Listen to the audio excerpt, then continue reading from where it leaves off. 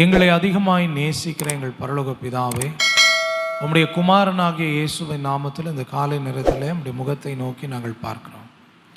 நீர் எங்களோடு கூட பேசும். உம்முடைய நல்ல வார்த்தை வெளிப்படட்டும். மனிதன் அப்பத்தினால் மாத்திரம் அல்ல, தேவனுடைய வாயிலிருந்து புறப்படுகிற ஒவ்வொரு வார்த்தையினாலும் பிழைப்பான் என்று வாசிக்கிற வண்ணமாக உம்முடைய வார்த்தை எங்களோடு கூட பேசட்டும். எங்கள் வாழ்க்கையில் மறுரூபத்தை கொண்டு வரட்டும், ஆசீர்வாதத்தை கொண்டு வரட்டும். அப்பா, உம்முடைய வார்த்தையை கேட்கக்கூடாதபடி தடைகளை உண்டு பண்ணுகிற எல்லா தடைகள் இயேசுவை நாமத்தில் நீங்கி போகட்டும். எல்லா பலகீனங்கள் இயேசுவை நாமத்தில் நீங்கி போகட்டும். உம்முடைய புதிய பலத்தினால் எங்களை நிரப்பி உம்முடைய வார்த்தையை கேட்க ஆசீர்வதிக்கப்பட எங்களுக்கு கிருபை பாராட்டும். இயேசுவின் மூலம் ஜெபிக்கிறோம் நல்ல பிதாவே, ஆமென், ஆமென். வாசிக்கலாம். மத்தேயு எழுதின சுவிசேஷ புஸ்தகம் 5ஆம் அதிகாரம் 8வது வசனத்தை நாம் வாசிக்க கேட்போம். பாக்கியவான்கள், இருதயத்தில் சுத்தமுள்ளவர்கள் பாக்கியவான்கள், அவர்கள் தேவனை தரிசிப்பார்கள். அவர்கள் தேவனை தரிசிப்பார்கள். அன்பான தேவனுடைய பிள்ளைகளே, நான் கடந்த நாட்களில் சொன்னது போல நம்முடைய ஆண்டவராகிய இயேசு கிறிஸ்து ராஜாதி ராஜாவாக இருக்கிறார். அவருக்கென்று ஒரு ராஜ்யம் உண்டு. அந்த ராஜ்யத்துக்குரியவர்களாக கர்த்தர் நம்மை மாற்றி வைத்திருக்கிறார். அவருடைய ராஜ்யத்துக்குரியவங்களாக ஆண்டவர் நம்மளை மாற்றி ஆண்டவர் நம்மை அவருடைய ஆலயத்துக்கு கொண்டு வந்திருக்கிறார். எதற்கு கொண்டு வந்திருக்கிறார்? அவருடைய ராஜ்யத்துக்குரியவர்களாக இருக்கிற நாம் அந்த ராஜ்யத்தினுடைய குணாதிசயங்களை நாம் கற்றுக்கொள்ள வேண்டும். அந்த ராஜ்யத்தினுடைய குணாதிசயங்களை நாம் பெற்றவர்களாக இருக்க வேண்டும் என்பதற்காக அவர் நம்மை எல்லாம் ரட்சித்து அவருடைய ஆலயத்துக்கு கொண்டு வந்திருக்கிறார். இந்த வேத பகுதியில் ஆண்டவராகிய இயேசு கிறிஸ்து தம்மை பின்பற்றி வந்த, அவரை ஃபாலோ பண்ண சீஷர்களுக்கு அவர் என்ன பண்ணாராம்?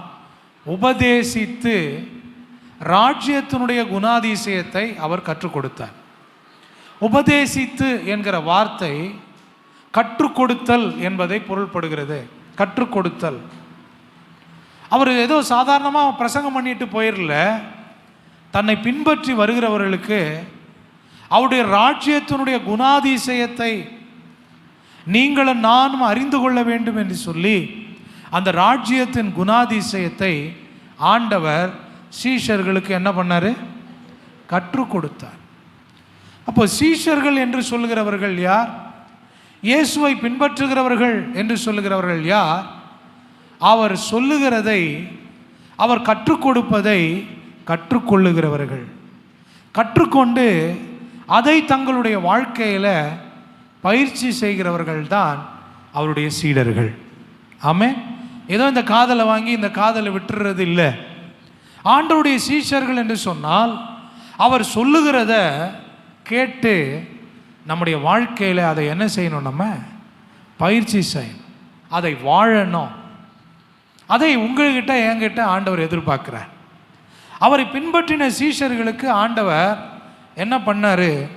அந்த 2வது வசனத்தில் நம்ம படிக்கிறோம், தமது வாயை திறந்து அவர்களுக்கு உபதேசித்து சொன்னது. உபதேசித்து, டிடாஸ்கோ, கிரீக்க வார்த்தையிலே டிடாஸ்கோ, கற்றுக் கொடுத்தல் என்று பொருள். அப்போ ஆண்டவர் தம்முடைய வாயை திறந்து ஆண்டவருடைய ராஜ்யத்தினுடைய குணாதிசயத்தை, ஒருவன் ரட்சிக்கப்பட்டு ஞானஸ்நானம் எடுத்து பரிசுத்தாவின் அபிஷேகத்தை பெற்று சபைக்கு வந்த ஒரு தேவனுடைய ராஜ்யத்துக்குரியவனாய் மாறி அவன் சபைக்கு வந்து கொண்டிருப்பான் என்று சொன்னால் அவன் அந்த ராஜ்யத்துக்குரிய, கடவுளுடைய ராஜ்யத்துக்குரிய குணாதிசயத்தை என்ன பண்ணணும்? கற்றுக்கொள்ளணும். இன்னொரு வார்த்தையில் சொல்லணும்னா, நம்ம பழைய வாழ்க்கை, உலகத்துக்குரிய வாழ்க்கை மாறி நாம் கடவுளுக்குரியவர்களாக மாற்றம் அடையணும். என்ன அடையணும்? உலகத்துக்குரியவங்க இயேசுவை ஏற்றுக்கொள்றதுக்கு முன்னாடி இருந்த அந்த குணாதிசயம், அந்த சுபாவம், என்றைக்கு இயேசுவை ஏற்றுக்கொண்டோமோ அதையெல்லாம் நம்மளை விட்டு மாறி போய் நாம் கடவுளுடையவர்களாக, கடவுள் விரும்புகிற குணாதிசயம் உடையவர்களாக நாம் மாற வேண்டும். அதான் மாற்றம். அதை தான் கர்த்தர் நம்மகிட்ட எதிர்பார்க்கிறார். அவர்கள் தான் சீஷர்கள். ஆனால் இன்னைக்கு சபை கிறிஸ்தவத்தில் மிகப்பெரிய வேதனையான விஷயம் என்னன்னா, இயேசுவை ஏற்றுக்கொண்ட பிறகும், அவருடைய ராஜ்யத்துக்குரியவர்கள் என்று சொன்ன பிறகும் வாழ்க்கை மாறாமல் இன்றைக்கு இன்னும் பழைய வாழ்க்கையை வாழ்ந்துட்டு இருக்கிறாங்க. ரொம்ப வேதனையான விஷயம் பாரு. அப்போ நமக்குள்ள மாற்றத்தை, தேவனுடைய ராஜ்யத்துக்குரிய குணாதிசயத்தை கர்த்தர் என்ன பண்ணுறாரு? எதிர்பார்க்குறார். அப்படிப்பட்ட வாழ்க்கை வாழணும்னு தான் அவர் உபதேசம் பண்ணார். சரி, அப்போ தேவனுடைய ராஜ்யத்துக்குரிய குணாதிசயம் என்ன? இதை தான் நம்ம ஒவ்வொரு வாரமும் நாம் கொஞ்சம் அதை கவனமாக நம்ம படித்து கொண்டு வருகிறோம். நிறைய காரியம் சொல்கிறார். ஆவியில் எளிமை உள்ளவர்களை பற்றி பேசுகிறார். நாம் தேவனுடைய ராஜ்யத்துக்குரியவர்கள் ஆவியில் எளிமை உள்ளவர்களாக இருக்கணும்.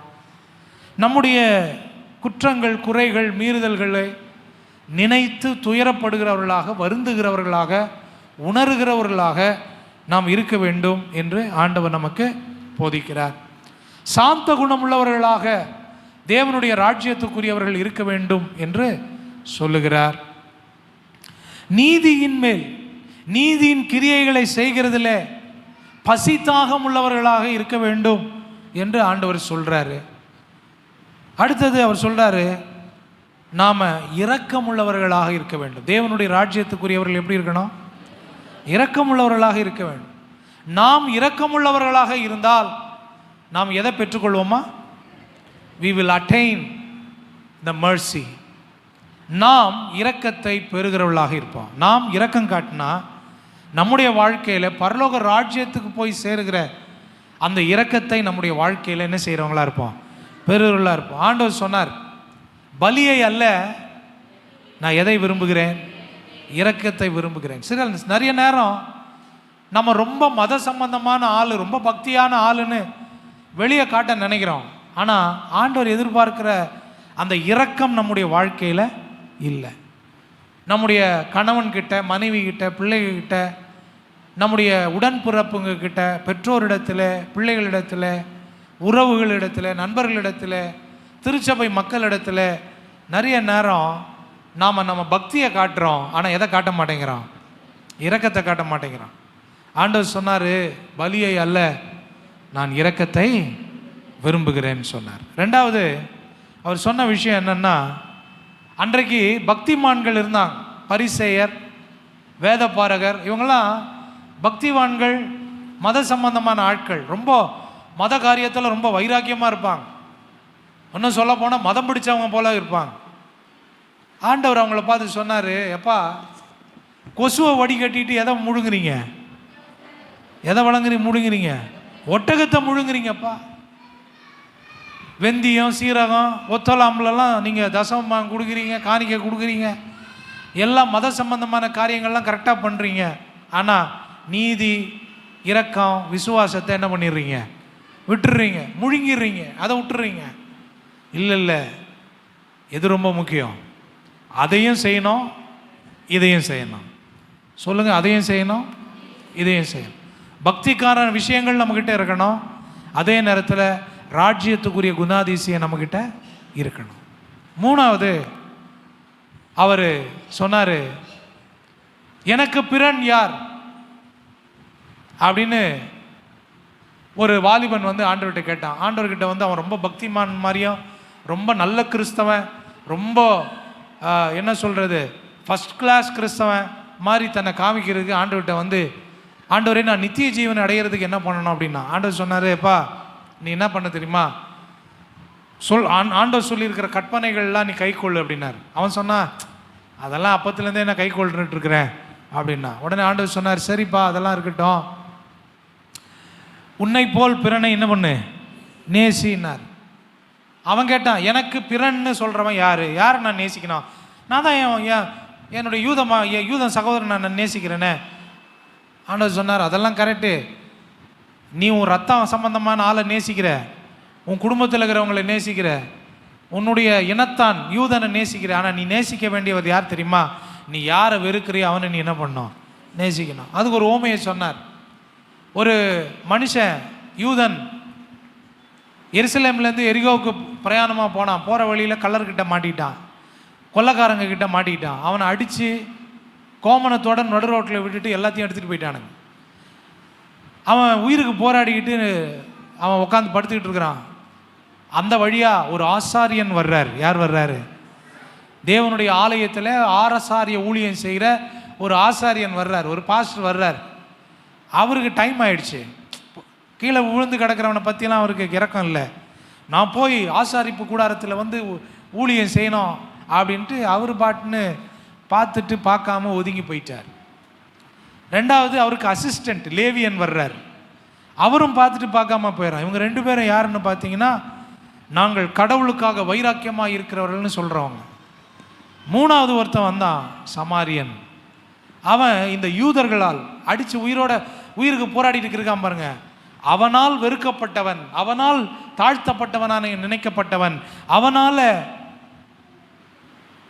ஒடுக்கப்பட்டவன். அவன் வந்தான்.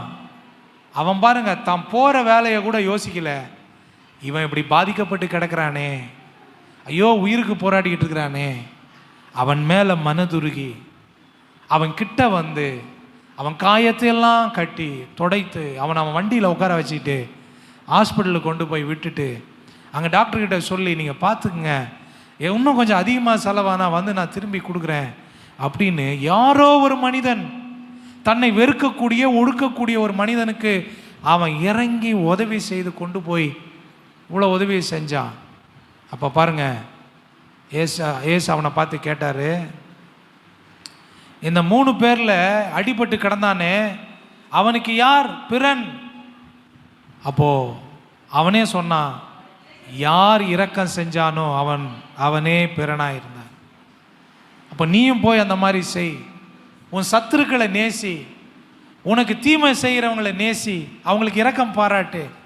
அவன் உனக்கு தீமை செஞ்சாலும் நீ அவனுக்கு நன்மை செய், இரக்கம் பாராட்டு, நீ இரக்கத்தை பெறுவாய். அல்லேலூயா. அப்போ இதெல்லாம் நம்ம ஏதோ ஆலயத்துக்கு வந்தோம் போனோன்னு இல்லை, தேவனுடைய ராஜ்யத்தினுடைய குணாதிசயத்தை நம்ம வாழ்க்கையில் என்ன பண்ணணும்? கற்றுக்கொண்டு அதை நம்முடைய வாழ்க்கையாக மாற்றணும். அதான் கர்த்தர் எதிர்பார்க்குறார். சில நேரம் நம்ம ஒரு மாயையில் சிக்கிக்கிறோம் பாருங்க. மாயையில் சிக்கிக்கிட்டு நமக்குள்ளேயே நம்ம திருப்தி அடைஞ்சிடறோம். நான் கோயிலுக்கு போகிறேன், நான் வாரத்துக்கு ஒரு நாள் கோயிலுக்கு கரெக்டாக போயிடுறேன், தசமா காணிக்க கொடுக்குறேன், எப்போயாவது கூட்டங்களில் போய் உட்காந்துடுறேன், அப்படி நம்மளே திருப்திப்படுத்துக்கிறோம். இது மட்டும் போதாது, இதெல்லாம் தேவை. அதே நேரத்தில் நம்முடைய வாழ்க்கையில் நாம் தேவனுடைய ராஜ்யத்துக்குரியவங்களாக அந்த ராஜ்யத்தை சுதந்திரிக்கணும்னா அந்த ராஜ்யத்தினுடைய குணாதிசயத்தை நம்முடைய வாழ்க்கையில் நாம் பெற்றவர்களாக, நாம் வாழ்கிறவர்களாக நாம் இருக்கணும். அல்லேலூயா. அதனால தான் ஆண்டவர் அதெல்லாம் கற்றுக் கொடுக்குறார். இப்போ நம்ம இந்த 8வது வசனத்தில் வாசித்தோம், அந்த ராஜ்யத்தினுடைய இன்னொரு குணாதிசயத்தை ஆண்டவர் சொல்கிறார். என்ன அப்படின்னா, அவர் சொல்கிறாரு, இருதயத்தில் சுத்தம் உள்ளவர்கள் பாக்கியவான்கள், அவர்கள் தேவனை தரிசிப்பார்கள். நல்லா கவனிங்க, இருதயத்தில் சுத்தம் உள்ளவர்கள். இருதயம் என்று இங்கே சொல்லப்பட்டிருக்கிற இந்த வார்த்தை முதலாவது எதை குறிக்குதுன்னு நம்ம புரிஞ்சுக்கணும். இருதயம்னா உடனே நம்ம என்ன நினைக்கிறோம்? நம்ம முழு உடம்புக்கும் ரத்தத்தை பம்ப் பண்ணுற, ரத்தத்தை செலுத்துகிற அந்த உறுப்பு தான் இருதயம்னு நினச்சிக்கிட்டு இருக்கிறோம். ஆனால் இங்கே பைபிளில் இருதயம்னு சொல்லப்படுறது அந்த உறுப்பை பற்றி சொல்லலை. அது எதை சொல்லுது அப்படின்னா, நம்முடைய உள்ளான மனிதனை பற்றி சொல்லுகிறது. யாரை பற்றி சொல்லுது? நம்முடைய உள்ளான மனிதன். அது என்ன உள்ளான மனிதன்? நம்முடைய எண்ணம், நம்முடைய சித்தம், நம்முடைய உணர்வுகள் உண்டாகுது பார்த்தீங்களா, அதுதான் இருதயம்னு பைபிள் சொல்லுது. அப்போ இருதயம் அப்படின்னு சொல்றது எது? நம்முடைய எண்ணம், நம்முடைய சித்தம், நம்முடைய உணர்வுகள். அது எந்த இடத்துல இருக்கோ அதைத்தான் அது வேதம் என்ன சொல்லுது? இருதயம். இன்னொரு வார்த்தையில் சொல்லணும்னா ஆவி, ஆத்மா, மனம். இதுதான் இருதயம் என்று சொல்லுகிறது. அப்போ ஆண்டவர் என்ன சொல்றாரு? இதுல சுத்தமாக இருக்கணும். தேவனுடைய ராஜ்யத்துக்குரியவங்க அவங்க எண்ணத்தில், அவங்களுடைய மனதிலே, உணர்வுகளிலே அவங்க எப்படி இருக்கணுமா? சொல்லுங்க, எப்படி இருக்கணுங்க? சுத்தமாக இருக்கணும். அப்போ இந்த இடம் அசுத்தத்தினால பாதிக்கப்படுவதற்கான வாய்ப்புகள் நிறைய இருக்கு. இப்போ பாருங்க, நம்ம கண்ணை பார்க்கலாம், நான் வந்து உங்கள் கண்ணை பார்க்கலாம், நீங்கள் என் கண்ணை பார்க்கலாம், நான் உங்கள் மூக்கை, வாயை, காது, கை, காலை பார்க்கலாம், நீங்கள் அதே மாதிரி என்னை பார்க்கலாம். ஆனால் உங்கள் மனசை நான் என்ன பண்ண முடியாது, பார்க்க முடியாது. உங்களுடைய எண்ணம், நீங்கள் என்ன யோசிக்கிறீங்கன்றதை நான் என்ன பண்ண முடியாது, பார்க்க முடியாது. என்ன யோசிச்சுக்கிட்டு உட்காந்துருக்கிறீங்க அப்படின்றத நான் என்ன பண்ண முடியாது, பார்க்க முடியாது. அதை அறிஞ்சவர் ஆண்டவர் மட்டும்தான். ஆண்டவர் மட்டும்தான் அதை என்ன பண்ண முடியும், பார்க்க முடியும். அப்போது வெளி தோற்றத்தில் நம்ம பார்க்குறதுக்கு நல்ல அழகாக ட்ரெஸ் பண்ணி நீட்டாக ரொம்ப நல்லா வந்திருக்கிறோம் பாருங்க. ஆனால் நம்முடைய எண்ணம், நம்முடைய இருதயம், நம்முடைய மனம் அசுத்தப்பட்டிருப்பதற்கான வாய்ப்புகள் நிறைய. வெளியே என்னமோ நம்ம பார்க்குறதுக்கு ரொம்ப நீட்டாக தான் இருக்கோம், ஆனால் உள்ள நம்முடைய மனம், நம்முடைய இருதயம் அசுத்தப்பட்டிருப்பதற்கான வாய்ப்புகள் நிறைய இருக்கு. ஒருவேளை வெளியே நம்ம சரியான உடை இல்லை, ஒரு சரியான ஒரு உணவு இல்லை, ஒரு அலங்காரம் இல்லை, ஆனால் மனசு ரொம்ப சுத்தமாக இருக்கிறதுக்கான வாய்ப்புகள் நிறைய இருக்கு. அப்போது இருதயம் என்று சொல்லும் பொழுது ஆண்டவர் எதை சொல்கிறாரு, நம்முடைய உள்ளான மனுஷன், நம்முடைய சிந்தனை, நம்முடைய சித்தம், நம்முடைய மனதை பற்றி பேசுகிறார். அப்போ அது எப்படி இருக்கணுமா, சொல்லுங்கம்மா, எப்படி இருக்கணும், சுத்தமாக இருக்கணும். அல்லேலூயா. அது எப்படி இருக்கணும், சுத்தமாக இருக்கணும்.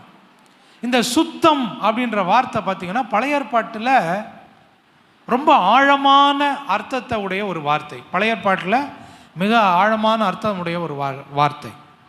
ஆண்டவராகிய இயேசு கிறிஸ்து, ஆண்டவராகிய தேவன் இஸ்ரவேல் ஜனங்களை எகிப்தின் அடிமைத்தனத்திலிருந்து வெளியே கூட்டிகிட்டு வர்றார்.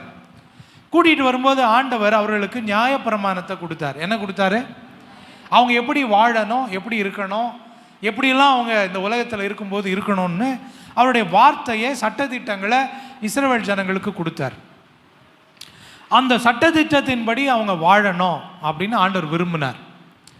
அவங்க தங்களை அந்நிய தெய்வத்தினாலேயோ, அந்நிய பொருள்களினாலேயோ, அந்நிய உணவினாலேயோ, அந்நிய காரியங்களினாலேயோ, பொல்லாத சுபாவங்களினாலேயோ தங்களை தீட்டுப்படுத்தக்கூடாதுன்னு ஆண்டவர் அவர்களுக்கு என்ன பண்ணார், கட்டளை கொடுத்திருந்தார்.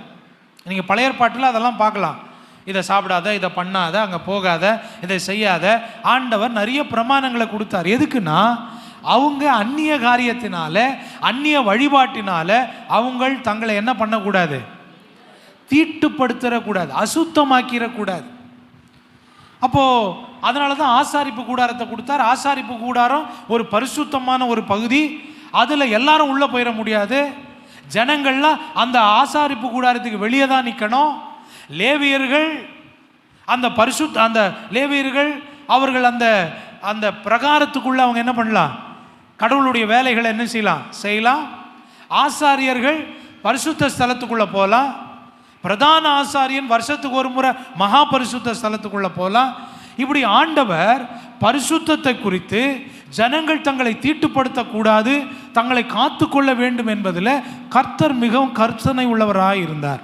அல்லேலூயா. ஏன் அப்படின்னா இவர்கள் எகிப்தில் இருந்த காலத்தில் இந்த ஜனங்க எகிப்து மக்களோட எகிப்தினுடைய சில பழக்க வழக்கங்கள், சில தெய்வங்கள், இவங்க எகிப்திலேருந்து வெளியே ட்ராவல் பண்ண வரும்போது நிறைய தேசத்தின் வழியாக வந்தாங்க. ஒரே நாளில் வந்துடல. கானானுக்கு 40 வருஷம் ஆச்சு. அப்போ ஒரு நாட்டை வழியாக கடந்து வரும்போது அந்த நாட்டில் ஒரு வேளை ஒரு 5 வருஷம் தங்கியிருப்பாங்க, ஒரு 2 வருஷம் தங்கியிருப்பாங்க.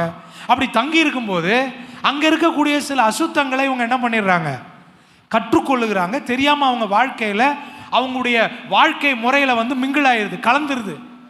எகிப்திலேருந்து கிளம்பும்போது ஆண்டவருடைய பிள்ளைகள் ஆண்டவருடைய அழைப்பை பெற்று கிளம்புறாங்க. ஆனால் வர வழியில் நிறைய தேசத்தின் வழியாக வரும்போது நிறைய ஜனங்களுடைய வழிபாடுகள், அவங்க பழக்க வழக்கங்கள், அவங்க கலாச்சாரங்கள்லாம் இவங்களை அறியாமல் தேவ பிள்ளைகளுக்குள்ளே வந்து என்ன பண்ணிடுது, சேர்ந்துருது.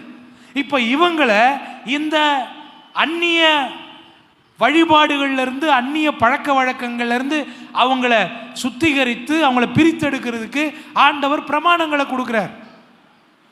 அவங்கள என்ன பண்ணுறாரு, பிரமாணங்களை கொடுக்குறார். அப்போ இந்த ஜனங்கள் இந்த பிரமாணங்களை கை கொண்டு அவர்கள் தங்களை தீட்டுப்படுத்தாதபடிக்கு அவங்க பாதுகாக்கணும். இதான் ஆண்டவர் அவங்களுக்கு சொன்ன கட்டளை. அவங்க இதனால் அவங்களுக்குள்ள நிறைய சடங்குகளை அவர்கள் என்ன பண்ணாங்க, தங்களை சுத்தமாக வச்சுக்கணும், தாங்கள் சுத்தமாக ஆண்டவருக்கு முன்னாடி தீட்டுப்படாதவங்களா இருக்கணும்னு சொல்லி பல சடங்குகளை அவர்கள் கை கொண்டாங்க. நீங்கள் ஆசாரியர்கள் பார்த்தீங்கன்னா அவங்க ஆண்டவரை ஆராதிக்க போகும்போது அவங்க என்ன பண்ணுவாங்க தெரியுங்களா? நீங்கள் வாசிங்கன்னா தெரியும். யாத்திராகமம் 32ஆம் அதிகாரம் 17ஆம் வசனத்திலிருந்து 21ஆம் வசனம் வரைக்கும் நீங்கள் வாசிங்கன்னா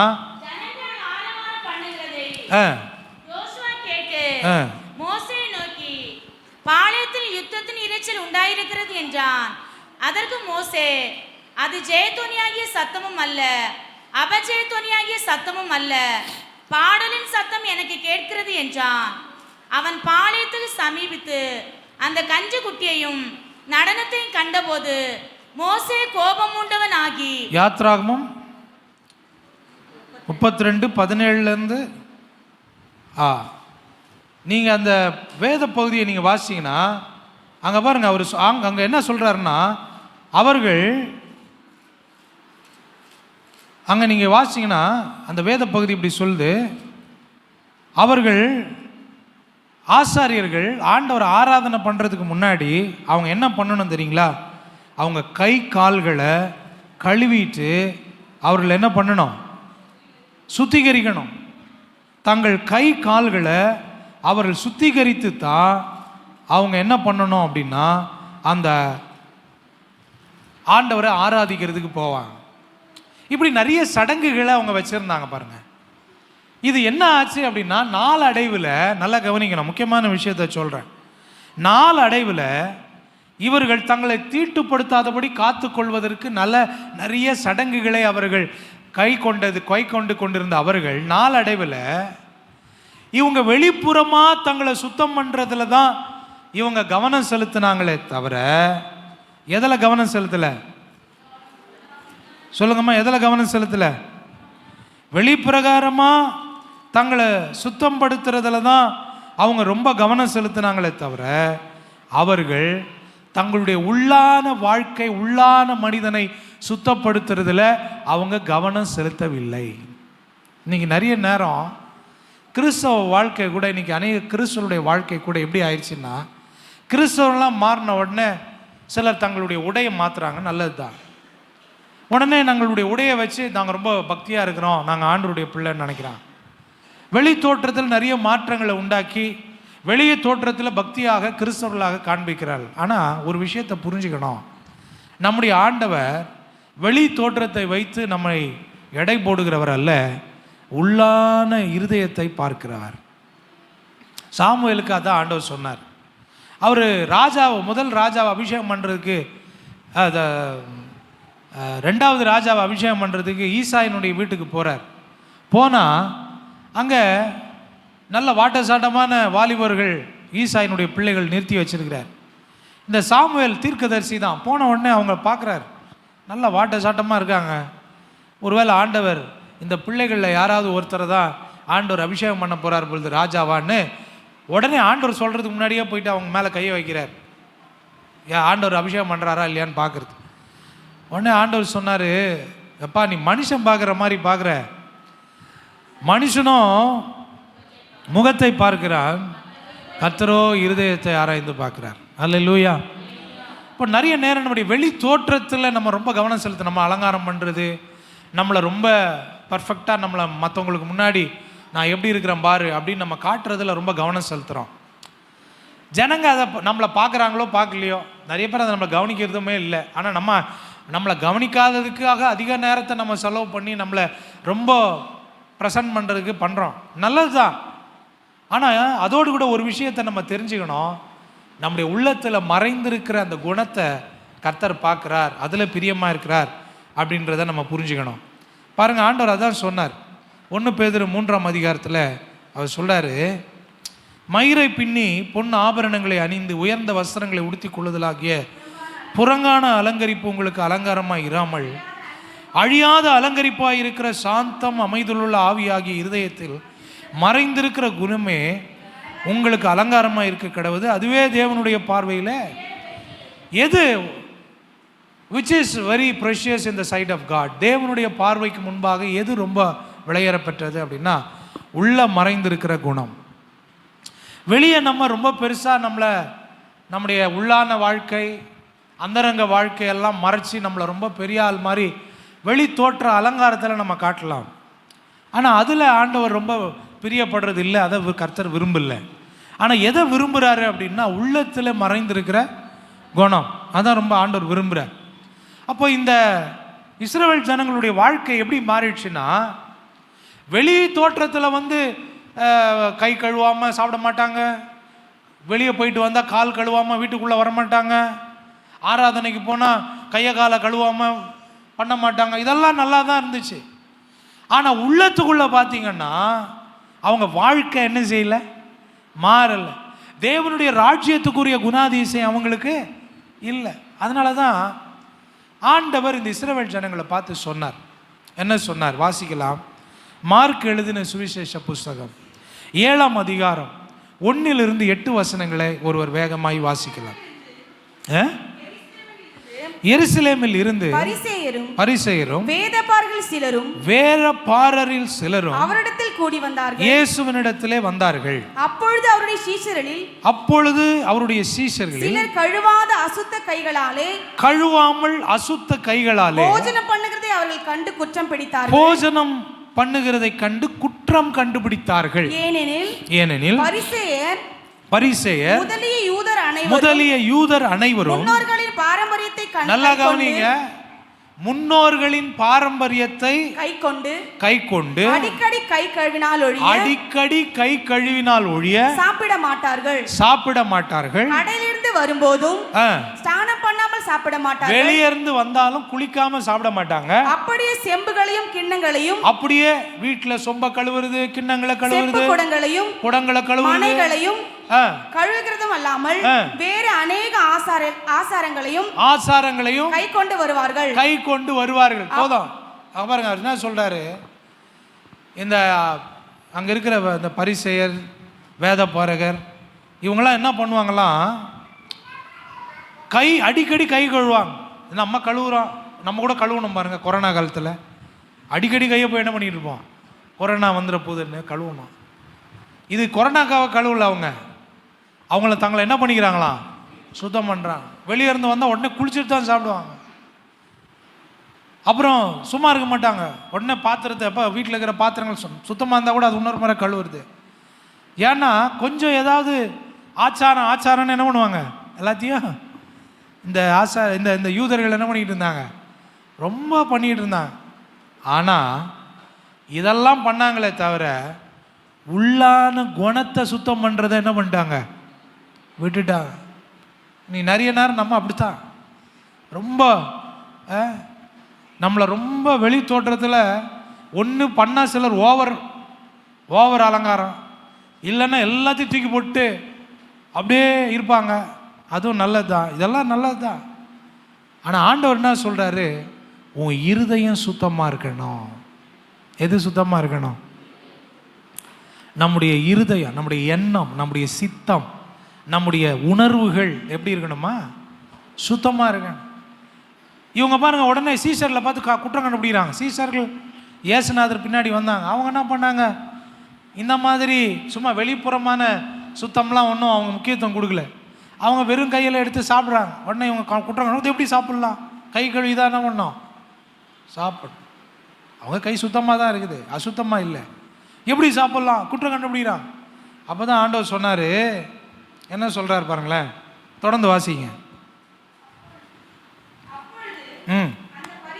அந்த பரிசேயரும் வேத பாரகரும் நோக்கி, உம்முடைய சீஷர்கள் முன்னோர்களின் பாரம்பரியத்தை கை கழுவாமல் சாப்பிடார்கள் என்று கேட்டார்கள். அவர்களுக்கு அவர் பிரதியுத்தரமாக, இந்த ஜனங்கள் தங்கள் உதடுகளினாலும் என்னை கனம் பண்ணுகிறார்கள். அப்பதான் ஆண்டவர் அவங்களுக்கு சொல்றாரு, இந்த ஜனங்கள் உதடுகளினால் என்னை கனம் பண்றார்கள், அவர்கள் இருதயமோ எனக்கு தூரமா இருக்கிறது என்றும் மனுஷனுடைய கற்பனைகளை உபதேசங்களாக போதித்து வீணா எனக்கு ஆராதனை செய்கிறார்கள். போதும்.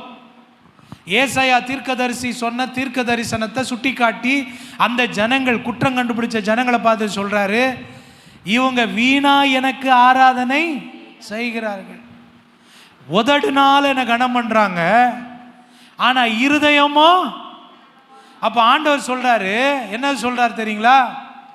இவங்க வெளியே நல்லா ரொம்ப அலங்காரம் பண்ணின்னு சும்மா எப்போ பார்த்தாலும் கையை கழுவுறது, காலை கழுவுறது, பாத்திரத்தை கழுவுறது, இதைத்தான் சுத்தம் பண்ணிக்கிட்டு இருக்காங்களே தவிர வெறும் வாயில வடை சுடுறாங்க, சும்மா வாயில பாட்டு பாடுறது, ஆராதனை பண்றது இருக்குதே தவிர அவங்க இருதயம், ஆண்டவர் சொல்றாரு, எனக்கு அவர்களுடைய இருதயம் என்கிட்ட நெருங்கி இல்லை. இருதயம் எங்க இருக்குது சொல்லுங்கம்மா? எங்க இருக்குது? தூரமா இருக்கு. இவங்க மனுஷனுடைய கற்பனைகளை பின்பற்றுறாங்க. நீ மீசை எடுத்தணும், நீ ஜிப்பா போடணும், நீ வேட்டி போடணும். சில பேர் இந்த வேட்டி ஜிப்பாவையே இயேசுநாதர் சொன்ன பாஸ்டருக்கான யூனிஃபார்மே நிறைய பேர் மாற்றிட்டாங்க. இன்னைக்கு விசுவாசிங்க சாதாரணமாக ஏதோ ஒரு பேண்ட் ஷர்ட்டை போட்டுன்னு வந்தால் அவரை ஊழியக்காரரை ஏற்றுக்கிறதே கிடையாது. அவரை பார்த்தா ஒரு கைவிடப்பட்ட ஆளை மாதிரி பார்க்கறது. அந்த மாதிரி நிறைய விஷயங்கள் மாற்றிட்டாங்க. இதெல்லாம் மனிதனுடைய போதனைகள். இதனால் நீ தேவனுக்கு முன்பாக பிரியமானவனாக நீ இருக்க முடியாது. உன் இருதயம் எப்படி இருக்கணும் சொல்லுங்க? எப்படி இருக்கணும்? சுத்தமாக இருக்கணும். ஆண்டவர் சொன்னார், மனுஷனுடைய கற்பனைகளை உபதேசங்களாக போதித்து வீணா எனக்கு. சில பேருக்கு உடையின் நிமித்தம், அவங்க போகிற சபையின் நிமித்தம், அவங்க தங்களுடைய வாழ்க்கையில் நான் இந்த சபைக்கு போகிறேன், அவங்க இப்படி ஆக்கும் இப்படி ஆக்கும், வசனத்தின்படி சொல்லி கொடுக்குறாங்களான்லாம் பார்க்கறது கிடையாது. அவங்க இப்படி சொல்கிறாங்க அப்படி சொல்கிறாங்க, அதில் ஒரு பெருமை அவங்களுக்கு. நல்லா கவனிங்க, கர்த்தர் இருதயத்தை பார்க்குறார். அது சுத்தமாக இருக்கணும்னு எதிர்பார்க்குறார். அது அவருக்கு சமீபமாக இருக்கணும்னு பார்க்குறார். இன்றைக்கி நிறைய பேர் என்ன பண்ணுறாங்கன்னா, மனுஷனுடைய கற்பனைகளை அது என்னமோ ஆண்டவர் சொன்ன உபதேசம் மாதிரி நம்பி அதை நிறைய பேர் கை கொள்கிறாங்க. ரொம்ப எச்சரிக்கையாக இருக்கணும். இயேசுநாதர் அதை சொன்னார், அதை ஆண்டவர் எச்சரித்தார். அப்போ வெளி தோற்றத்துக்கு அல்ல, நம்முடைய உள்ளம் பரிசுத்தம் அடையணும், சுத்தமாக இருக்கணும், இருதயமாக சுத்தமாக இருக்கணும்னு கர்த்தர் என்ன பண்ணுறாரு? விரும்புகிறார். ஏன் அப்படின்னா 15ஆம் வசனத்தை படிங்க. மனுஷனுக்கு புறம்பே இருந்து அவனுக்குள்ளே போகிறதொன்றும் அவனை தீட்டுப்படுத்த மாட்டாது. அவன் உள்ளத்திலிருந்து புறப்படுவர்களே அவனை தீட்டுப்படுத்தும். யூதர்கள் பார்த்தீங்கன்னா, இதை தான் சாப்பிடணும், இதை தான் சாப்பிடக்கூடாது, இது சாப்பிடக்கூடாது, இதான் சாப்பிடணும். சாப்பாட்டில் கூட அவங்களுக்கு நிறைய ஒரு ரெஸ்ட்ரிக்ஷன்ஸ், கட்டுப்பாடு இருந்துச்சு. எல்லாத்தையும் சீனாக்காரன் சாப்பிட்ற மாதிரி எல்லாத்தையும் அவன் சாப்பிட மாட்டான். அவனுக்கு இதை தான் சாப்பிடணும், இதை தான் சாப்பிடக்கூடாதுன்னு. அவன் என்ன நினச்சிட்டான்னா, இப்படி சாப்பிட்டா நான் சுத்தமாக இருக்கிறேன்னு. ஆனால் இயேசுநாதர் என்ன சொன்னார் தெரியுமா? நீ சாப்பிட்றதுனால உன்னை என்ன பண்ணாது? நீ வெஜிடேரியனோ நீ நான் வெஜிடேரியனோ எதனா சாப்பிட்டுட்டு போ. சாப்பிட்டா அது பாட்டுன்னு வெளியே போயிட போகுது, அது உன்னை தீட்டுப்படுத்தாது. ஆனால் எது தீட்டுப்படுத்தும் தெரியுமா? உன் இருதயத்திலேருந்து வருது பற்றியா, அதுதான் உன்னை என்ன பண்ணோம். இன்றைக்கி நிறைய நேரம் நம்முடைய இருதயத்திலிருந்து வர்றதை குறித்து நம்ம கவனிக்கிறதே கிடையாது. தேவன் இதை சுத்தப்படுத்தணும்னு சொல்கிறாருன்றது எண்ணமே நமக்கு வர்றது கிடையாது. ஆண்டவர் சொன்னார், என்ன சொன்னார்? இருதயத்திலிருந்து என்ன வருதா? 18ஆம் வசனம். அதற்கு அவர், நீங்களும் இவ்வளவு உணர்வில்லாதவர்களா?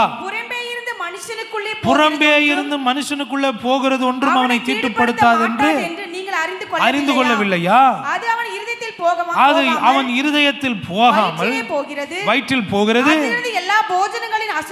அதிலிருந்து எல்லா போஜனங்களையும் அசுத்தங்களையும் கழிக்கிற ஆசன வழியாய் நீங்கி போகும்.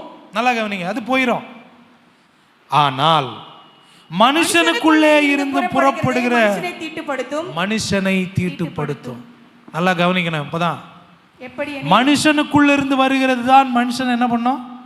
தீட்டுப்படுத்தும். என்னெல்லாம் உள்ள இருந்து வருதா? எப்படி எனில் மனுஷனுடைய இருதயத்திற்குள் இருந்து பொல்லாத சிந்தனைகளும். முதல்ல அவர் சொல்றாரு, மனுஷனுக்குள்ள இருந்து என்ன வருது? நல்லா கவனிக்கணும். பொல்லாத சிந்தனை வருகிறது. யோசிங்க,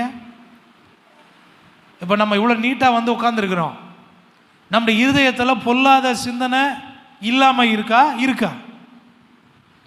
நாம தேவனை தரிசிக்கணும்னா ஆண்டவர் சொல்றாரு, இருதயத்தில் சுத்தம் உள்ளவர்கள் பாக்கியவான்கள், அவர்கள் தேவனை தரிசிப்பார்கள்.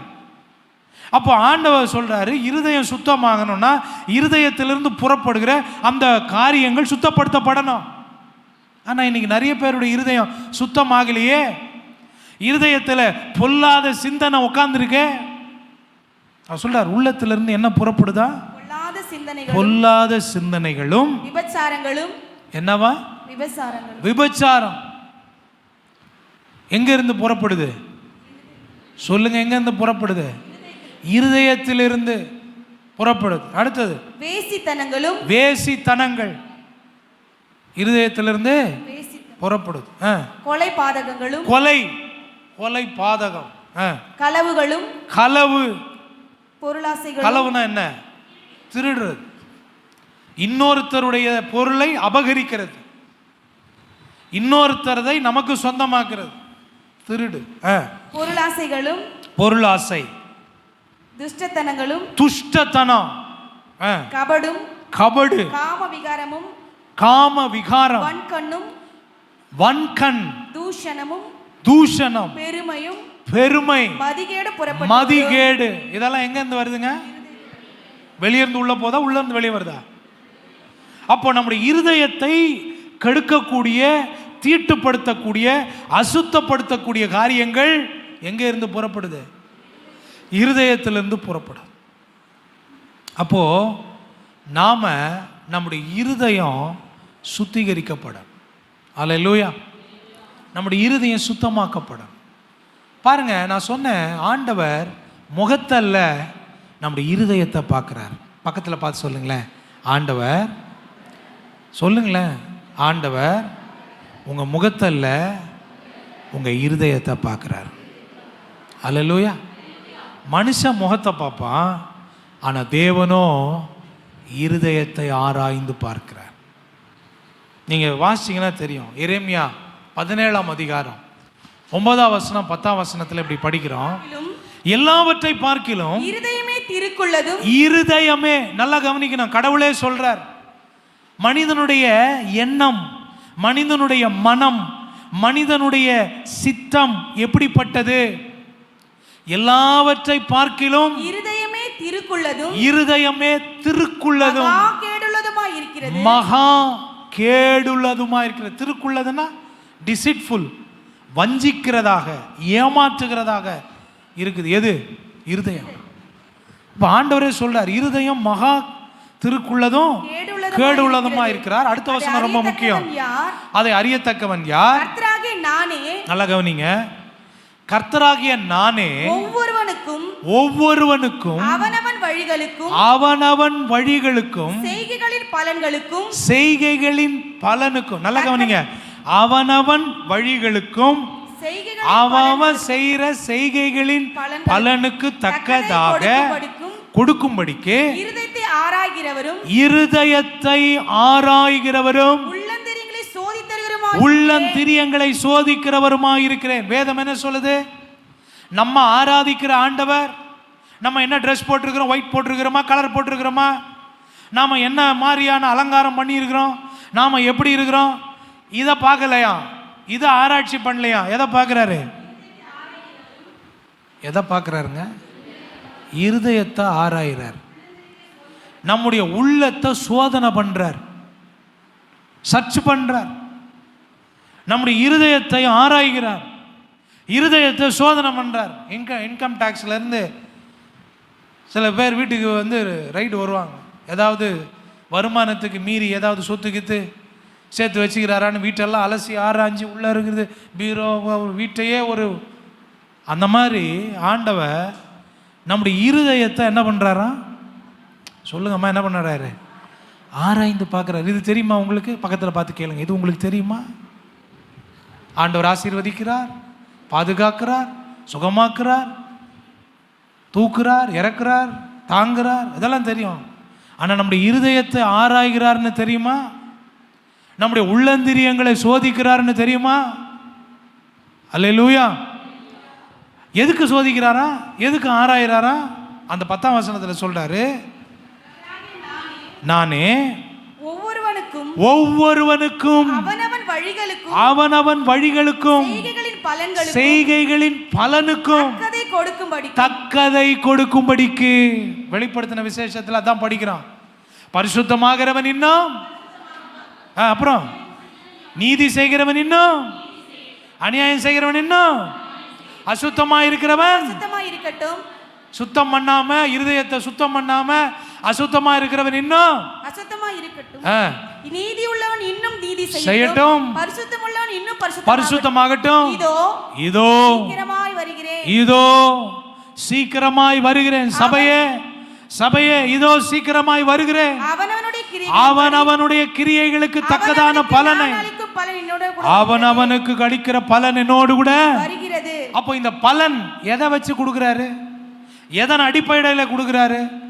நம்முடைய இருதயத்தை ஆராய்ந்து நம்முடைய இருதயத்தின் உள்ளந்திரியங்களை சோதித்து அதன் அடிப்படையில் நம்முடைய வழி எப்படி இருக்கிறது, நம்முடைய கிரியைகள் எப்படி இருந்தது என்று சொல்லி அதன் அடிப்படையில் ஆண்டவர் நமக்கு பலனை தரப்போறாரா. அவர் சொன்னார், இதோ சீக்கிரமா நான் வரேன்.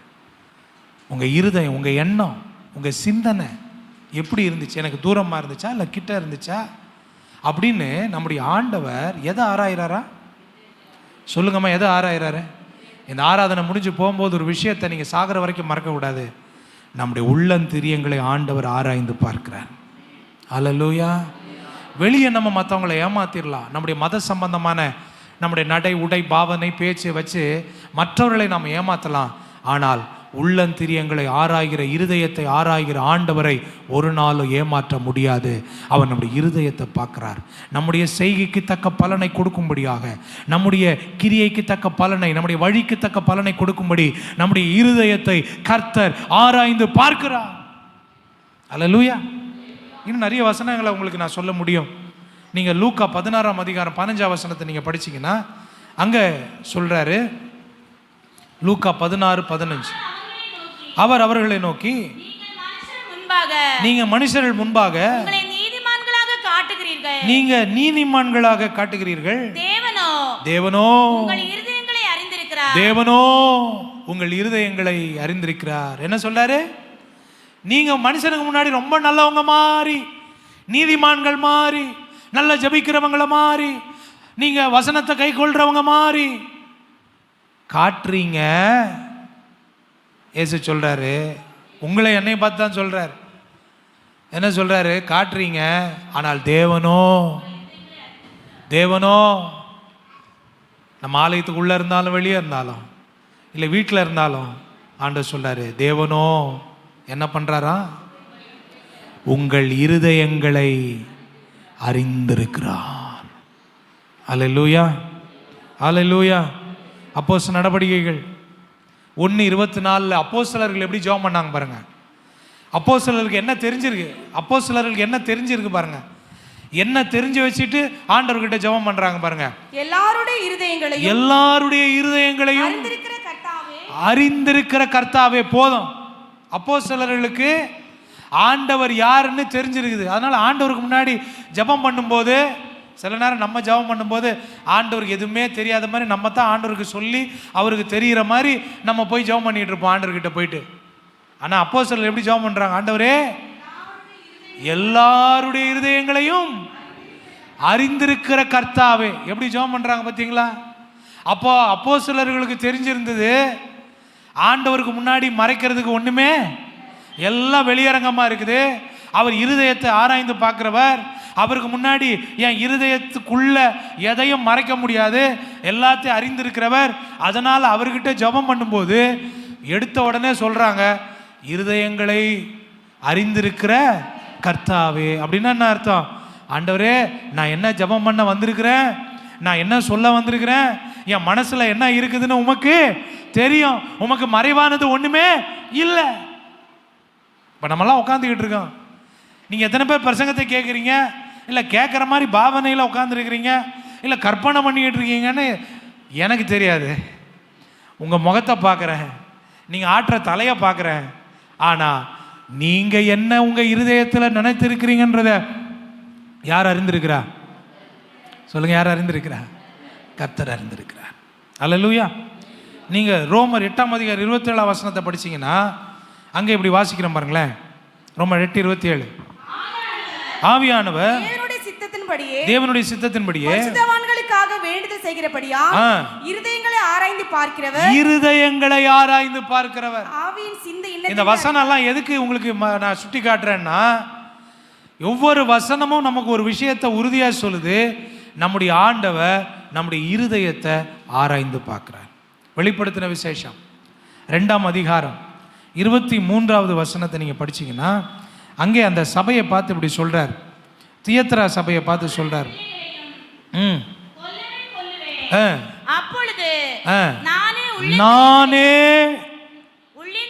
உள்ளந்திரியங்களையும் இருதயங்களையும் ஆராய்கிறவர் என்று எல்லா சபைகளும் அறிந்து கொள்ளும். போதும். என்ன சொல்றார்? எல்லா சபையும் எதை அறிஞ்சுக்கணும்? ஆண்டவர் வெளியே பார்க்கிறவர் அல்ல, உள்ளம் வெளியே பார்த்து ஏமாந்துறவர் அல்ல, நம்முடைய உள்ளந்திரியங்களை ஆராய்ந்து பார்க்கிறவர். அல்லேலூயா. உள்ளந்திரியங்களை என்ன செய்றாரு? ஆராய்ந்து பார்க்கிறார். அப்ப நல்லா கவனிங்க, ஆண்டவர் நம்முடைய இருதயத்தை சோதித்து பார்க்கிறார்.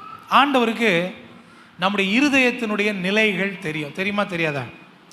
நம்முடைய இருதயம் என்ன கண்டிஷன்ல இருக்குது, நம்முடைய இருதயம் எப்படிப்பட்ட இருதயமா இருக்குன்னு ஆண்டவருக்கு தெரியுமா தெரியாதா?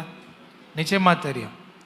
அதனால தான் பாருங்க, இயேசு சுவிசேஷ புஸ்தகத்தில் நாம எச்சரிக்கையா இருக்க வேண்டிய ஒரு 7 விதமான இருதயத்தை நமக்கு சொல்றார். என்ன சொல்றாரு? நீங்களும் நானும் ரொம்ப கவனமா இருக்கணுமா, ரொம்ப எச்சரிக்கையா இருக்கணுமா. இந்த அவர் சொல்ல போற இந்த 7 விதமான இருதயம் தேவனுடைய ராஜ்யத்துக்குரியவர்களாகிய நமக்கு இருக்கக்கூடாதா? யாருக்கு இருக்கக்கூடாது சொல்லுங்கம்மா? தேவனுடைய ராஜ்யத்துக்குரியவர்களாகிய உங்களுக்கும் எனக்கும் இருக்கக்கூடாத, தேவன் எச்சரித்து சொல்லுகிற ஒரு 7 விதமான இருதயத்தை நாம் இப்போ பார்க்க போகிறோம். ஒன்று வேகமாக நம்ம வாசித்து முடிக்கலாம். மத்தேயு 13ஆம் அதிகாரம் 15ஆம் வசனம். தேவன் எச்சரித்து சொன்ன கவனமாக இருக்க வேண்டிய, ஒரு நாள் நமக்கு அப்படிப்பட்ட இருதயம் இருக்கக்கூடாது, அப்படிப்பட்ட விஷயத்தை சொல்றார். இந்த ஜனங்கள் கண்களினால் காணாமலும், கண்ணிருந்தும் காணாமலும், காதுகளினால் கேளாமலும், இருதயத்தினால் உணர்ந்து நான் அவர்களுக்கு ஆரோக்கியமாக்காமலும் இருக்கும்படியாக அவர்களுடைய இருதயம் கொழுத்திருக்கிறது, காதால் மந்தமாய் கேட்டு தங்கள் கண்களை மூடிக்கொண்டார்கள் என்பதே. உங்கள் கண்கள் காண்கிறதினாலும் உங்கள் காதுகள் கேட்கிறதினாலும் அவைகள் பாக்கியமுள்ளவைகள். நல்லா கவனிங்க, ஆண்டவர் இருக்கக்கூடாதுன்னு சொன்ன, ஏன்னா இருதயங்களை ஆராய்ந்து பார்க்கிறவர் நம்முடைய ஆண்டவர். அவருக்கு தெரியும் இருதயம் என்னென்ன கண்டிஷன்லாம் இருக்கும்னு. அதனால் அவர் சொல்றாரு, இந்த 7 விதமான இருதயம் தேவனுடைய ராஜ்யத்துக்குரியவர்களாகிய நமக்கு இருக்கக்கூடாது. அது என்ன? முதல் இருதயம் இருக்கக்கூடாத இருதயம் என்னது? அவர் சொல்றார், கொழுத்திருக்கிற இருதயம். எல்லாரும் சொல்லுங்க, என்ன இருதயம்? நீங்க என்ன கோபமா பார்க்க கூடாது, நான் சொல்லல, வசனம் நம்மளை பார்த்து சொல்லுது, என்னையும் சொல்லுது, உங்களையும் சொல்லுது. என்ன சொல்லுது? நமக்கு எப்படிப்பட்ட இருதயம் இருக்கக்கூடாதா? சொல்லுங்கம்மா, எப்படிப்பட்ட இருதயம்? கொழுத்திருக்கிற இருதயம். ஏசாயா தீர்க்கதரிசி சொன்னதை இயேசுநாதர் மறுபடியும் அவர் சுட்டி காட்டுறார். அப்போ ஜனங்களுக்கு சில நேரம் என்ன இருதயம் வந்துடுது? தேவனுடைய ராஜ்யத்துக்குரியவங்கன்னு சொல்ற நமக்கு சில நேரம் இருதயம் என்ன ஆயிருது? சொல்லுங்க, என்ன சொல்ல மாட்டேங்கிறீங்க? கொழுத்துறதுக்கு இருதயம். இந்த கொழுத்த இருதயனுடைய கண்டிஷன், இந்த கொழுத்த இதயம் என்ன பண்ணோம் அப்படின்னு சொல்றார். பாருங்களேன், நம்ம சரீரத்தில் ஹார்ட் இருக்குது, ஹார்ட்டில் கொழுப்பு, ஃபேட். நமக்கு கொழுப்புன்னு சொன்னால் புரியாது, ஃபேட்டுன்னு சொன்னால் புரியும். போய் அந்த ரத்த நாளத்தில் அடைச்சிக்கிச்சுன்னா என்ன ஆகுங்க? என்ன ஆகும்? இருதயம் வேலை செய்யறது நின்றோம். அடுத்தது என்ன ஆகும்? என்னங்க, பரலோகமே அப்படின்னு பாடுவாங்க. சரிங்களா? ஆமாவா இல்லையா? அப்போ நமக்கு கிறிஸ்தவ வாழ்க்கையில் நம்முடைய எண்ணம், நம்முடைய சித்தம், நம்முடைய உணர்வுகள் கொழுத்துருச்சுன்னு வச்சுங்களேன். ஆண்டவர் சொல்கிற மாதிரி கொழுத்த இருதயம். இந்த கொழுத்த இருதயம்னா என்ன? சில பேர் பார்க்குறாங்க, என்ன சொல்ல வர்றாரு, நான் வேற நிறைய மட்டன் பீஃபு சிக்கன்லாம் சாப்பிட்றேன் அதனால் அப்படியா? இல்லை இல்லை, இது எதனால் கொழுக்குது அப்படின்னா, இது பாருங்க, இது கொழுத்ததுனால என்ன பண்ணுது, ஆண்டவருடைய மகத்துவத்தை பார்க்க மாட்டேங்குது. ஆண்டவர் சொல்றார், கண்ணிருந்தும். ஆண்டவர் பேசுறார், வார வாரம் பேசுறார், தினந்தோறும் பேசுறார், வசனத்தின் மூலமா பேசுறார், வார்த்தையின் மூலமா பேசுறார். ஆனா இந்த காது என்ன பண்ணுது தெரியுங்களா? மந்தமா கேக்குது. எப்படி கேக்குது? இப்போ ஆராதனை முடிஞ்சு வீட்டுக்கு போய் நல்லா சாப்பிட்ட பிறகு ஒருவேளை மனைவி வீட்டுக்காரரை பார்த்து கேட்குறாங்க, என்னங்க சர்ச்சில் ஐயா பிரசங்கம் பண்ணும்போது தலையை ஆட்டி ஆட்டி ஆட்டி ஆட்டி கேட்டுன்னு இருந்தீங்களே, அப்படி என்ன தாங்க பிரசங்கம் பண்ணார்? நல்லா பண்ணார், என்ன பண்ணாருன்னு தெரியல அப்படின்னா அவர் காது எப்படி இருந்திருக்குது? சொல்லுங்க அம்மா, எப்படி இருந்திருக்குது? இல்லை, அந்த அம்மா கேட்குறாங்க, என்னங்க பிரசங்கம் பண்ணாங்க? ஐயா இருதயம்னா என்னன்னு சொன்னார், சுத்தம் பண்ணுறதுன்னா என்னன்னு சொன்னார். பழைய ஏற்பாட்டில் ஆண்டவர் அந்த பழைய ஏற்பாட்டு காலத்தில் வாழ்ந்தவங்க சுத்தம் பண்ணுறேன்ட்டு வெளியே மட்டும் சுத்தம் பண்ணாங்க, உள்ளே சுத்தம் பண்ணாமல் போயிட்டாங்க. ஆண்டவராக இயேசு கிறிஸ்து இருதயத்தை பற்றி பேசினார். ஆண்டவராக இயேசு கிறிஸ்து சொன்னார், கடவுள் இருதயத்தை ஆராய்ந்து பார்க்குறவரா. அப்புறம் ஆண்டவர் ஆராய்ந்து பார்க்கும்போது ஒரு 7 விதமான பொல்லாத இருதயம், 7 விதமான இருக்கக்கூடாத இருதயம் இருக்குதா இப்படின்னு பாயிண்டாக கேட்டது அப்படியே சொன்னாங்கன்னா அவங்க இருதயம் எப்படி இருக்குது? சுத்தமாக இருக்குது. சொல்லுங்க, பக்கத்தில் பார்த்து சொல்லுங்க, சுத்தமாக இருக்கு. ஆனால் கேட்டது நமக்கு தெரிலன்னா நம்ம ஆலயத்துக்கு வந்து தரையில் உட்காந்துருப்போம், சேரில் உட்காந்துருப்போம், பக்கத்தில் பேசிக்கிட்டு விளையாடிக்கிட்டு நம்ம மற்ற கதைகள்லாம் பேசிக்கிட்டு இருப்போம். நம்ம காது எப்படி இருக்கும்? மந்தமாக இருக்கும். காது மந்தமாக இருக்கனால உள்ள எது போல? ரத்தம் ஓடலை. எது ரத்தம்? இயேசுனுடைய வார்த்தை. அது நமக்குள்ளே ஓடலை, ஃப்ளூயண்டா அல்லது ரொம்ப சுலபமாக போல. இது அடைக்குது ஹார்ட்டு அட்டாக் ஆச்சுன்னா என்ன ஆகும்?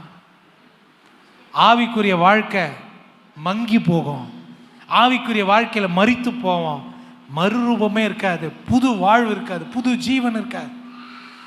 அதான் ஆண்டவர் சொல்றாரு, இன்னைக்கு நிறைய பேருடைய இருதயம் கேட்கக்கூடாதபடி காது மந்தமாகவும், காணக்கூடாதபடி கண்கள் மாறி அவங்களுடைய இருதயம் என்னவா இருக்குங்க? சொல்லுங்க, என்னவா இருக்கு? கொழுத்து இருக்கு. உலக காரியங்கள், அவபக்தி, தேவனுக்கு பயப்படுகிற பயம் இல்லாமை, இவைகளினால் நம்முடைய இருதயம், உலக காரியத்தினால் நம்முடைய இருதயம் எப்படி இருக்கு? கொழுத்து இருக்கு. ஆண்டவர் சொன்னாரு, அந்த கொழுத்த இருதயம் தேவனுடைய ராஜ்யத்துக்குரிய மனுஷனுக்கு என்ன பண்ணக்கூடாது? இருக்கக்கூடாது. 119 சங்கீதம் 70வது வசனத்துல சொன்னதை தான் இயேசுநாதர் இங்க சுட்டி காட்டுறார். அவர்களுடைய இருதயம் நினம் துண்ணி கொழுத்திருக்கிறது. அதோடு நிறுத்திட்டீங்களே? நானோ உம்முடைய வேதத்தில் மனமகிழ்ச்சியா இருக்கிறேன். எந்த மனுஷன் ஆண்டவருடைய வார்த்தைக்கு அவன் முக்கியத்துவம் கொடுக்கிறானோ, வாழ்க்கையில வசனத்தை படிச்சு, வசனத்தை கேட்டு, வசனத்தின்படி வாழ்ந்து, வசனமே வாழ்க்கையாக தன் கர்த்தருடைய வார்த்தையே முக்கியம்னு கர்த்தருடைய வார்த்தைக்கு முக்கியத்துவம் கொடுக்கிறானோ, அவனுடைய இருதயம் கொழுத்த இருதயம் கிடையாது. வசனத்துக்கு யார் முக்கியத்துவம் கொடுக்கலையோ, வார்த்தையை யார் கேட்காம செவிய அடக்குறாங்களோ, அதை காதை அடைச்சிக்கிறாங்களோ, அவங்கள பற்றி சொல்றாரு. அவங்களுக்கு என்ன இருதயமா? கொழுத்த இருதயம். எப்படி கொழுத்துச்சா? நினம் துண்ணி. நிறைய நினம் எடுத்து எடுத்து எடுத்து எடுத்து ஆண்டுடைய வசனம் இல்லாமல் மற்றதெல்லாம் ஊர் காரியம், உலக காரியம், உலக காரியங்கள், வழிபாடுகள், இதெல்லாம் முக்கியத்துவம் கொடுத்து கொடுத்து தேவ வார்த்தைக்கு நம்முடைய வாழ்க்கையில் முக்கியத்துவம் கொடுக்காதனால நம்முடைய இருதயம் என்ன ஆயிருதா? ஆண்டவர் சொன்னார், இந்த இருதயம் உனக்கு, நீ இந்த இருதயத்தை என்ன பண்ணணும்? சுத்தம் பண்ணணும். ஆஞ்சியோ பிளாஸ்ட் பண்ணி அவங்க இருதயத்தில் இருக்கிற எல்லா கொழுப்பையும் அதை கரைச்சி வெளியெடுத்து தேசுவினுடைய ரத்தம், வார்த்தை உனக்குள்ளே பாய்ந்து செல்லணும். உன் காது கேட்கிறதாய், ஆண்டவர் சொன்னாரு, உன் காது கேட்கிறதாயும் உன் கண்கள் காண்கிறதாயும் இருப்பதாக. அப்படி இருந்தா நீ பாக்கியம் உள்ளவன். இருதயத்தை சுத்தமுள்ளவர்கள் பாக்கியவான் சொன்னார். இங்க என்ன சொல்றாரு? 16 வசனத்தில், மத்தேயு 13:16, உங்கள் கண்கள் காண்கிறதுனாலும் உங்கள் காது கேட்கிறதுனாலும் பாக்கியவான்கள். அப்போ காது கேட்க ஆரம்பிச்சிச்சுன்னா வசனத்தை, தேவனுடைய மகத்துவத்தை, தேவனுடைய பிரசன்னத்தை, தேவனுடைய முகத்தை கண்கள் பார்க்க ஆரம்பிச்சிச்சுன்னா நம்ம பாக்கியவானா இருப்போம். ஏன் தெரியுமா? நம்முடைய இருதயம் என்ன ஆயிருது? நம்முடைய இருதயம் சுத்தமாகுது. ஹல்லேலூயா, ஹல்லேலூயா. இன்னைக்கு நிறைய கிறிஸ்தவங்க இருதயம் எப்படி இருக்கு? ஏன்னா எதுக்கு முக்கியத்துவம் கொடுக்கறது இல்லை? கட்டுக்கதை கொடுக்குறாங்க, யாரோ சொன்ன கதைகளுக்கு முக்கியத்துவம் கொடுக்குறாங்க. ஆனால் எதுக்கு கொடுக்கல சொல்லுங்கம்மா? எது கொடுக்கல? ஆண்டவர் சொன்னார், என் வசனத்துக்கு நடுங்கிறவனையே. இங்க சங்கீதக்காரர் 119:70 சொல்றார், அவருடைய இருதயம் நுணர்ந்தோனி கொளுத்து இருக்கிறது, நானும் உமது வேதத்தில் மனமகிழ்ச்சியா இருக்கிறேன். கையை தட்டி கர்த்தரை ஸ்தோத்திரம் பண்ணலாமா? அப்போஸ்தலர் நடபடிக்கைகள் 28ஆம் அதிகாரம், கடைசி அதிகாரம். அங்க அப்போஸ்தலனாகிய பவுல் ரோமாபுரியில் தேவனுடைய ராஜ்யத்தை பத்தி பிரசங்கம் பண்ணிட்டு இருக்கிறார். ரோமாபுரியில் என்ன பிரசங்கம் பண்றாரு? தேவனுடைய ராஜ்யத்தை பத்தி பிரசங்கம் பண்ணிட்டு இருக்கிறார். அப்ப பிரசங்கம் பண்ணிட்டு இருக்கும்போது அவரை தேடி நிறைய பேர் வந்தாங்க, நிறைய கூட்டம் வந்தாங்க. 23ஆம் வசனத்திலிருந்து படிங்களேன். ஒரு நாளை குறித்து அநேக பேர் அவன் தங்கியிருந்த வீட்டிற்கு பவுலினிடத்தில் வந்தார்கள்.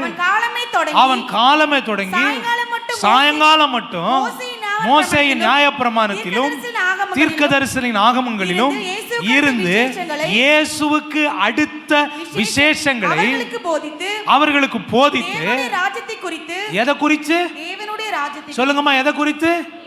தேவனுடைய ராஜ்யத்தை குறித்து சாட்சி கொடுத்து விஸ்தரித்து பேசினான். பவுல் என்ன பண்றார்? காலையில இருந்து சாயந்தரம் வரைக்கும் பிரசங்கம் பண்றார்.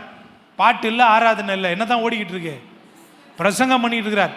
நிறைய ஜனம் வந்து கேட்டுட்டு இருக்கிறாங்க. எதை பத்தி பிரசங்கம் பண்ணாரு?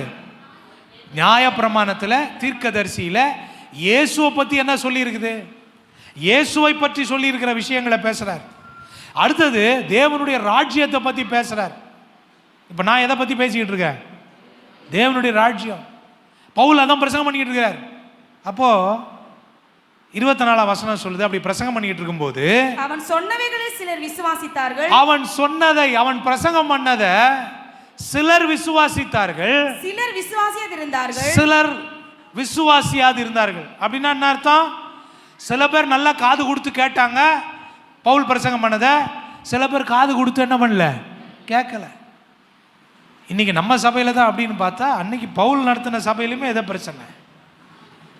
அன்னைக்கு பவுல் சபையில இதே பிரச்சனை. பாதி பேர் கேட்குறாங்க, பாதி பேர் தூங்குனாங்களோ என்னமோ தெரியல, கேட்கல.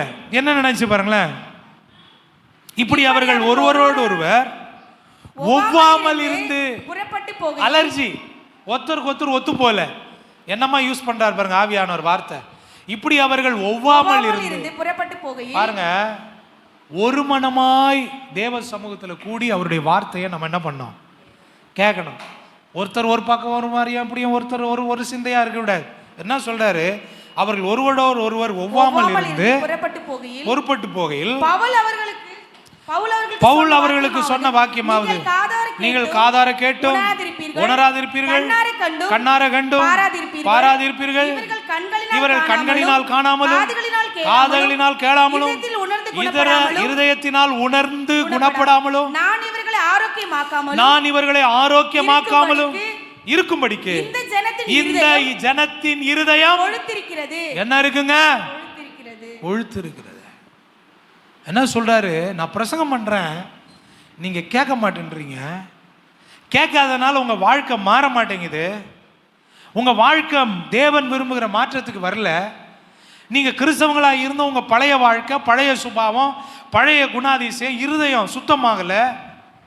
ஆண்டவர் சொல்றாரு பவுல் மூலமா, காலையிலேருந்து சாயந்தரம் வரைக்கும் பிரசங்கம் பண்றேன், காது கொடுத்து கேட்கல, கண்ணார கண்டும் உணரல, நீங்க கேட்டும் உணரல. ஏன் தெரியுமா? உங்க இருதயம் கொழுத்து இருக்கிறது. நீங்க எத்தனையோ பேர் எத்தனை பிரசங்கம் கேளுங்க, தங்களுடைய ரகசிய பாவத்தை விடலை, உணர்வு அடையல, மனம் திரும்பல, தேவனுக்கு பிரியமில்லாத காரியம். எத்தனை முறை சொன்னாலும் ஞானஸ்தானத்துக்கு ஒப்பு கொடுக்கல, இருதயத்தை கடினப்படுத்துறாங்க, மனுஷனுக்கு பயப்படுறாங்க. எத்தனை கிறிஸ்தவர்கள் இன்னைக்கு கர்த்தர் பேசுகிறாரு, கர்த்தர் தம்முடைய மகிமையை வெளிப்படுத்தி அவங்களுக்குள்ள மறுரூபத்தை கொண்டு வர விரும்புகிறாரு. ஆனால் உணராமல், அவங்க உணர்வடையாமல் அவர்கள் இருக்கிறார்கள். ஏன் தெரியுமா? ஆண்டவரே சொன்னார், அவங்களுடைய இருதயம், அப்படிப்பட்ட இருதயம் நமக்கு இருக்கக்கூடாதுன்னு ஆண்டவர் சொல்கிறார். இந்த இருதயம் சுத்திகரிக்கப்பட வேண்டும். ரெண்டாவது, ஆண்டவர் கவனமாக இருக்க சொன்ன ரெண்டாவது இருதயம், வேகமாக சொல்லிட்டு போகிறேன், 10 நிமிடம் இருக்கிறது. மத்தேயு 15ஆம் அதிகாரம் 8வது வசனம். மத்தேயு 15:8. என் ஜனங்கள் வாயினால் என்னிடத்தில் சேர்ந்து தங்கள் உதடுகளினால் என்னை கனம் பண்ணுகிறார்கள், அவர்களுடைய இருதயமோ எனக்கு தூரமாய் விலகி இருக்கிறது. ரெண்டாவது ஆண்டவர் எச்சரித்த ரெண்டாவது இருதயம் என்ன தெரியுமா? விலகி இருக்கிற இருதயம். ஆண்டவர் என்னப்பா எதிர்பார்க்கிறாரு? நம்முடைய இருதயம் ஆண்டவருடைய இருதயத்தோடு ஒன்றி இருக்கணும். அல்லேலூயா. அவர் விருப்பம் நம்முடைய விருப்பமாய் மாறணும். அவர் சித்தம் நம்முடைய சித்தமாய் மாறணும். அவருடைய துடிப்பு நம்முடைய துடிப்பாக மாறணும். அவருடைய அன்பு நம்முடைய இருதயத்தை நிரப்பணும். இப்படி நம்முடைய இருதயம் தேவனோடு நெருங்கின ஒரு இருதயமாக இருக்கணும். தாவீதை பார்த்து ஆண்டவர் சொன்னார், என் இருதயத்துக்கு ஏற்றவனாக கண்டேன். The one who is after my heart, own heart. என் இருதயத்துக்கு ஏற்றவனாக கண்டேன். ஆனால் இங்கே ஒரு சில ஜனங்களை பார்த்து ஆண்டவர் சொல்கிறாரு, அவங்க இருதயம் என்னை விட்டு எப்படி இருக்குதுங்க? விலகி இருக்கு. இன்னைக்கு நம்முடைய இருதயம் ஆண்டவருடைய இருதயத்தோடு நம்ம ஒன்றி இருக்கா? எப்பொழுதும் நம்முடைய இருதயத்தில் ஆண்டவரை நினைவு கூறுறோமா? சங்கீதக்காரன் சொல்கிறார், ஏன் ஆண்டவர் சங்கீதக்காரனை பார்த்து என் இருதயத்துக்கு ஏற்றவன் கண்டேன்? அவர் சொல்கிறாரு, ஆண்டவரே, நான் கண் விழிக்கும் போது உம்முடைய சாயலா திருப்தியாவேன். ஒரு நாளைக்கு 7 முறை ஜெபம் பண்ணுறார். அப்படின்னா என்ன அர்த்தம்? எப்பொழுதும் ஆண்டவரை மனசில் நிறுத்தி அவரையே சிந்தித்து கொண்டு இருக்கிறார். அல்லேலூயா. சில பேர் வருஷ கணக்காச்சு ஆண்டவரை சிந்திச்சு, இருதயத்தில் சிந்திச்சு வருஷ கணக்காச்சு அவரை யோசித்து, அவரை அன்பு கூர்ந்து, அவரை நினைத்து மனகுருகி, அவரை நினைத்து அன்பு செலுத்தி வருடக்கணக்கு மாதக்கணக்கு ஆகிறது. ஆனால் சங்கீதக்காரன் இருதயத்துக்கு ஏற்றவனாக கர்த்தர் கண்டார். ஏன் தெரியுமா?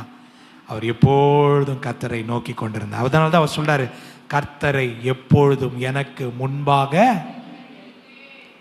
கர்த்தரை எப்பொழுதும் எனக்கு முன்பாக. ஏன் அவர் சாப்பிடலையா, தூங்கலையா, அவர் வேலையை செய்யலையா, யுத்தத்துக்கு போகலையா? எல்லாம் பண்ணார். ஆனாலும் இதெல்லாம் ஒரு பக்கம் செஞ்சுக்கிட்டே எப்பொழுதும் ஆண்டவருடைய நினைவாகவே இருந்தார். அல்லேலூயா. இன்னைக்கு ஆண்டவரை தவிர எல்லாத்தையும் யோசிச்சு பிபி ஏறி போனதான் மிச்சம், வியாதிப்பட்டதான் மிச்சம். ஆனால் கர்த்தரை யோசிக்கிறவங்க, கர்த்தரை இருதயத்தில் நிறுத்துறவங்க, வசனம் சொல்லுது, அவர்கள் ஒன்றுக்கும் கவலைப்படாமல் எல்லாவற்றையும் ஸ்தோத்திரத்தோடு கூடிய தங்கள் வேண்டுதலினால ஜெபத்தினால தேவனுக்கு, அப்பொழுது எல்லா புத்திக்கு மேலான தேவ சமாதானமுடைய சிந்தை இருதயத்தையும் காத்துக்கொள்ளும். இன்னைக்கு நம்ம எல்லாத்தையும் யோசிச்சுட்டு இருதயத்தில் வச்சுட்டு வைக்க வேண்டியவரை நம்ம வைக்காம நம்முடைய இருதயம் தூரமாக இருக்குது. இந்த இருதயம் மாறணும். நம்முடைய இருதயம் விலகி இருக்கிற இருதயமாக இருக்கக்கூடாது, கர்த்தரிடத்தில் நெருங்கி இருக்கிற இருதயமாக மாறணும். அல்லேலூயா. மூன்றாவது, நிறைய வசனம் இருக்குது, சொல்ல நேரம் இல்லை. மூன்றாவது மத்தேயு 19ஆம் அதிகாரம் 8ஆம் வசனத்தை நீங்கள் வாசிங்க. அங்கர் நம்ம எச்சரிக்கையாக இருக்க வேண்டிய மூணாவது இருதயத்தை ஆண்டவர் சொல்றார். என்ன சொல்றார்? வாசிங்க. அதற்கு அவர் உங்கள் மனைவிகளை தள்ளிவிடலாம் என்று உங்கள் இருதய கடினத்தின் நிமித்தம் மோசே உங்களுக்கு இடம் கொடுத்தான். இங்க ஒரு இருதயத்தை பத்தி சொல்றாரு. என்ன இருதயம்? கடின இருதயம். கடின இருதயம். எவ்வளவு அடிச்சாலும் அது நான் மாற மாட்டேன், நான் திருந்த மாட்டேன், நான் இப்படித்தான் இருப்பேன், நான் இப்படித்தான் நரகத்துக்கு போவேன். கடின இருதயம். எத்தனை தடவை ஆண்டவர் எச்சரித்தோம், எத்தனை தடவை ஆண்டவர் பேசியோம், எத்தனை தடவை ஆண்டவர் உணர்த்தியோம், சிக்ஷித்தோம், பிரச்சனையை கொடுத்தோம், வியாதியை கொடுத்தோம், உணர்த்தியோம், என்னென்ன பண்ணியும் பார்த்தாலும் நான் மாட்டேன், நான் திருந்த மாட்டேன், நான் மனம் திரும்ப மாட்டேன், நான் இயேசுவுக்கு என் வாழ்க்கையை அர்ப்பணிக்க மாட்டேன், நான் இப்படித்தான் இருப்பேன்னு கடின இருதயம் உள்ளவர்கள் கடின இருதயத்தை பற்றி ஆண்டவர் பேசுகிறார். இந்த இருதயத்தை குறித்து நம்ம எச்சரிக்கையாக இருக்கணும். இந்த இருதயம் நமக்கு இல்லாமல் நம்முடைய இருதயம் சுத்தமாக்கப்படணும்னு தேவன் விரும்புகிறார். சங்கீதம் 95:8 இப்படி வாசிக்கிறோம். வாசிக்க கேட்போம். இன்று அவருடைய சத்தத்தை கேட்பீர்களாகில் வனாந்தரத்தில் கோபம் மூட்டின போதும் சோதனை நாளில் நடந்தது போல உங்கள் இருதயத்தை கடினப்படுத்தாது இருங்கள். இஸ்ரவேல் ஜனங்கள் வனாந்தரத்தில் ஆண்டவர் கூட்டிட்டு வரும்போது இந்த ஜனங்க பாருங்க, சின்ன சின்ன விஷயத்துக்குலாம் ஆண்டவர்கிட்ட முறுமுறுக்கிறது. இப்போ தான் செங்கடலை கடந்து வந்திருப்பாங்க. எப்போ எங்களுக்கு காடை வேணும், எங்களுக்கு சாப்பிட்றதுக்கு அது வேணும், தண்ணி இல்லை, குடிக்கிறதுக்கு அது இல்லை அப்படின்னு எப்போ பார்த்தாலும் ஆண்டவர் முறுமுறுக்கிறது. மனம் திரும்பவே இல்லை. இப்போ தான் ஆண்டவர் அற்புதத்தை செஞ்சு அவங்க வாழ்க்கையில் நான் கூட இருக்கிறேன்னு நிரூபிச்சிருப்பார். அதை மறந்துட்டு மறுபடியும் ஆண்டவர் முறுமுறுக்கிறது. நான் ஜெபம் பண்ண மாட்டேன், நான் பைபிள் படிக்க மாட்டேன், இந்த ஆண்டவர் எனக்கு என்ன செஞ்சார், ஆண்டவர் என்ன பண்ணிட்டாரு, இப்படியே பாருங்க திரும்ப திரும்ப திரும்ப வாழ்க்கையில் விழுந்து விழுந்து விழுந்து மனம் திரும்பி முற்றிலுமாய் ஆண்டவருக்கென்று மாறுகிற ஒரு குணமே இல்லை. ஏன் தெரியுமா? அதைத்தான் இங்க சொல்றார். திரும்ப வாசிங்க அதை. இன்று அவருடைய சத்தத்தை கேட்பீர்களாகில் வனாந்தரத்தில் கோபம் மூட்டின பொழுது சோதனை நாளில் நடந்தது போல உங்கள் இருதயத்தை கடினப்படுத்தாதிருங்கள். ஆண்டவர் அவங்களை எவ்வளவோ சோதித்து சிட்சித்த போதும் அவங்க திருந்துறதுக்கு அவங்க ஆயத்தம் இல்லை. தேவனுக்கு விரோதமாக வாழ்ந்தார்கள், தேவனுக்கு விரோதமாக செய்தார்கள். ஏன் தெரியுமா? அவங்க இருதயம் எப்படி இருந்துச்சு? ஆண்டோடைய வசனம் உள்ள போக முடியல, ஆண்டோடைய வார்த்தை அவங்களுக்கு உள்ள போக முடியல. இருதயத்தை கடினப்படுத்தி வச்சிருந்தாங்க, இருதயத்தை அடைச்சி வச்சிருந்தாங்க. கர்த்தருடைய வார்த்தை, கர்த்தருடைய வசனம் அவங்களுக்குள்ள போக முடியல, அவங்களுக்குள்ள மாற்றத்தை கொண்டு வரல. ரட்சிக்கப்பட்டு ஞானசானம் எடுத்தாலும் இன்னும் அந்த பழைய பாவம், குடி பழக்கம், போதை போஸ்து, தவறான பேச்சு, தவறான வாழ்க்கை மாறல. இருதய கடினம். ஆண்டவர் சொன்னாரு, இந்த இருதயத்துக்கு நம்ம எச்சரிக்கையா இருக்கணும். 3 இருதயம் சொன்ன. என்னென்ன இருதயம்? கொழுத்து இருக்கிற இருதயம், விலகி இருக்கிற இருதயம், கடின இருதயம். 4வது லூக்கா 24:38 வாசிக்கலாம். லூக்கா 24:38.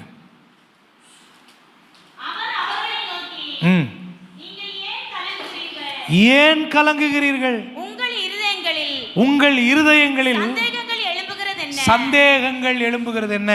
மார்க் 11:23.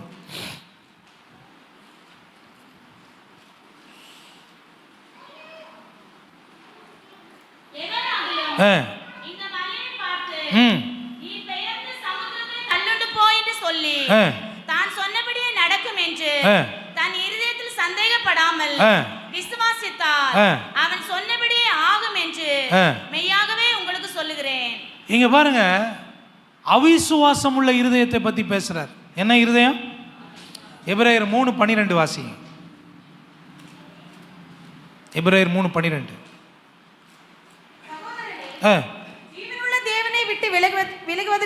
ஜீவனுள்ள தேவனை விட்டு விலகுவதற்கு ஏதுவான அவிசுவாசம் உள்ள பொல்லாத இருதயம். நல்லா கவனிக்கணும். 4வது என்ன இருதயம் நமக்கு இருக்கக்கூடாது? அவிசுவாசம் உள்ள இருதயம். இன்னைக்கு நிறைய பேர் ஆண்டவரை விட்டு விலகுறாங்கன்னா காரணம் என்ன? அவங்களுடைய இருதயத்தில் என்ன இல்லை? சொல்லுங்கம்மா, என்ன இல்லை? வசனம் சொல்லுது, விசுவாசித்தவளே பாக்கியவதி. விசுவாசிக்கிறவர்களுக்கு எல்லாம் கூடும். நீ விசுவாசித்தால் தேவனுடைய மகிமையை காண்பாய். அப்போ நம்முடைய இருதயம் எப்படிப்பட்ட இருதயமாக இருக்கணும்? விசுவாசம் உள்ள இருதயமாக இருக்கணும்.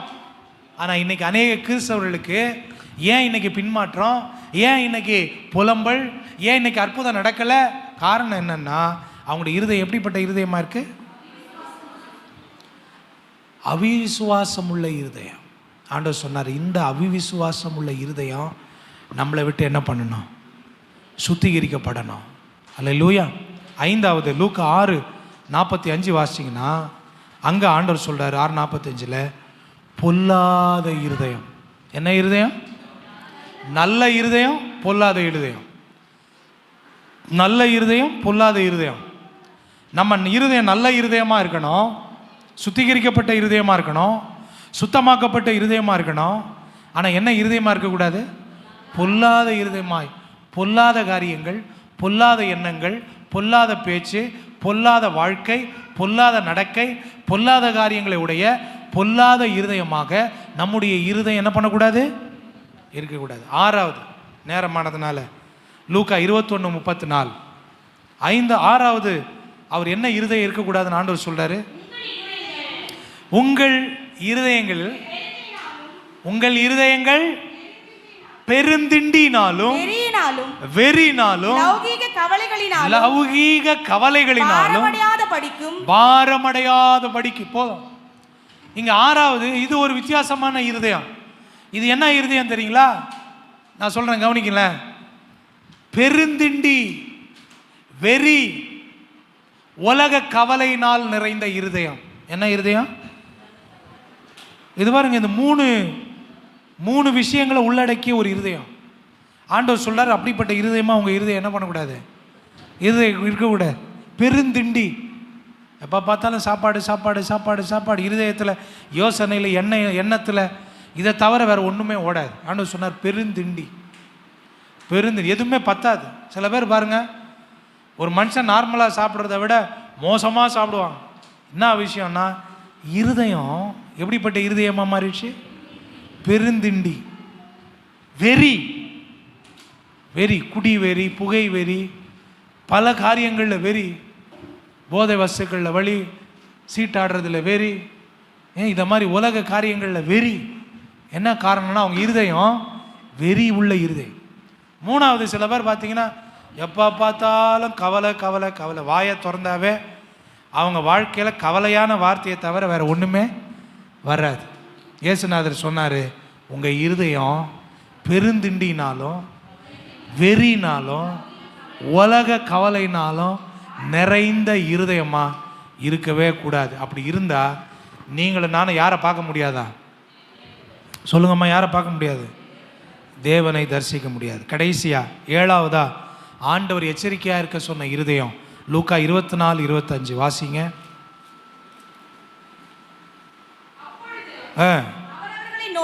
அவர் அவர்களை நோக்கி தீர்க்கதரிசி சொன்ன யாவையும் விசுவாசிக்கிறதற்கு புத்தி இல்லாத மந்த இருதயம், மந்த இருதயம். 7வது, இயேசுநாதர் எச்சரித்த இருதயம் புத்தி இல்லாத மந்த இருதயம். இந்த இருதயம் நமக்கு இருக்கக்கூடாது. ஏன்? இந்த இருதயம் புத்தி இல்லாத மந்த இருதயம் எத்தனை முறை சத்தியத்தை கேட்டாலும் சத்தியம் அவங்களுக்கு என்ன பண்ணல? புரியல. எத்தனை தடவை சத்தியத்தை பேசினாலும் சத்தியம் அவங்களுக்கு. இயேசுநாதர் எப்பவுமே பாருங்க ரொம்ப சிம்பிளாக பேசக்கூடியவர். பறவையை பாருங்க, ஒருத்தன் விதைக்க போனா, இப்படி நமக்கு தெரிஞ்ச வார்த்தையிலேருந்து பிரசங்கம் பண்ணக்கூடியவர். அப்படியே பிரசங்கம் பண்ணால் கூட இந்த ஜனங்களுக்கு என்ன பண்ணல? சொல்லுங்க, என்ன பண்ணல? புரியல. சத்தியம் புரியல. நிறைய கிறிஸ்தவங்க கூட 5 வருஷம் 10 வருஷம் வந்திருப்பாங்க, ஆனால் சத்தியம் புரியல, வேத வசனம் தெரியல, எப்படி கிறிஸ்தவங்களாக இருக்கணும், எது கிறிஸ்தவ வாழ்க்கை எது கிறிஸ்தவ வாழ்க்கை அல்ல தெரியல. பாருங்க, ஆண்டவர் சொல்றாரு, என்ன சொல்றாரு அந்த 25ஆம் வசனத்தில், தீர்க்கதரிசிகள் சொன்ன யாவையும் விசுவாசிக்கிறதுக்கு புத்தி இல்லாத மந்த இருதயம். இப்போ ஆண்டவர் சொல்றாரு, இஸ்ரவேலுக்கு விரோதமான மந்திரம் இல்லை, யாக்கோபுக்கு விரோதமான குறி சொல்லுதல் இல்லை. இப்போ நல்ல இருதயமா சுத்தமாக்கப்பட்ட இருதயம்னா என்ன பண்ணோம்? அது அப்படியே நம்போம். நான் ஆண்டவருடைய பிள்ளை, என்னை யாரும் ஒன்றும் பண்ண முடியாது.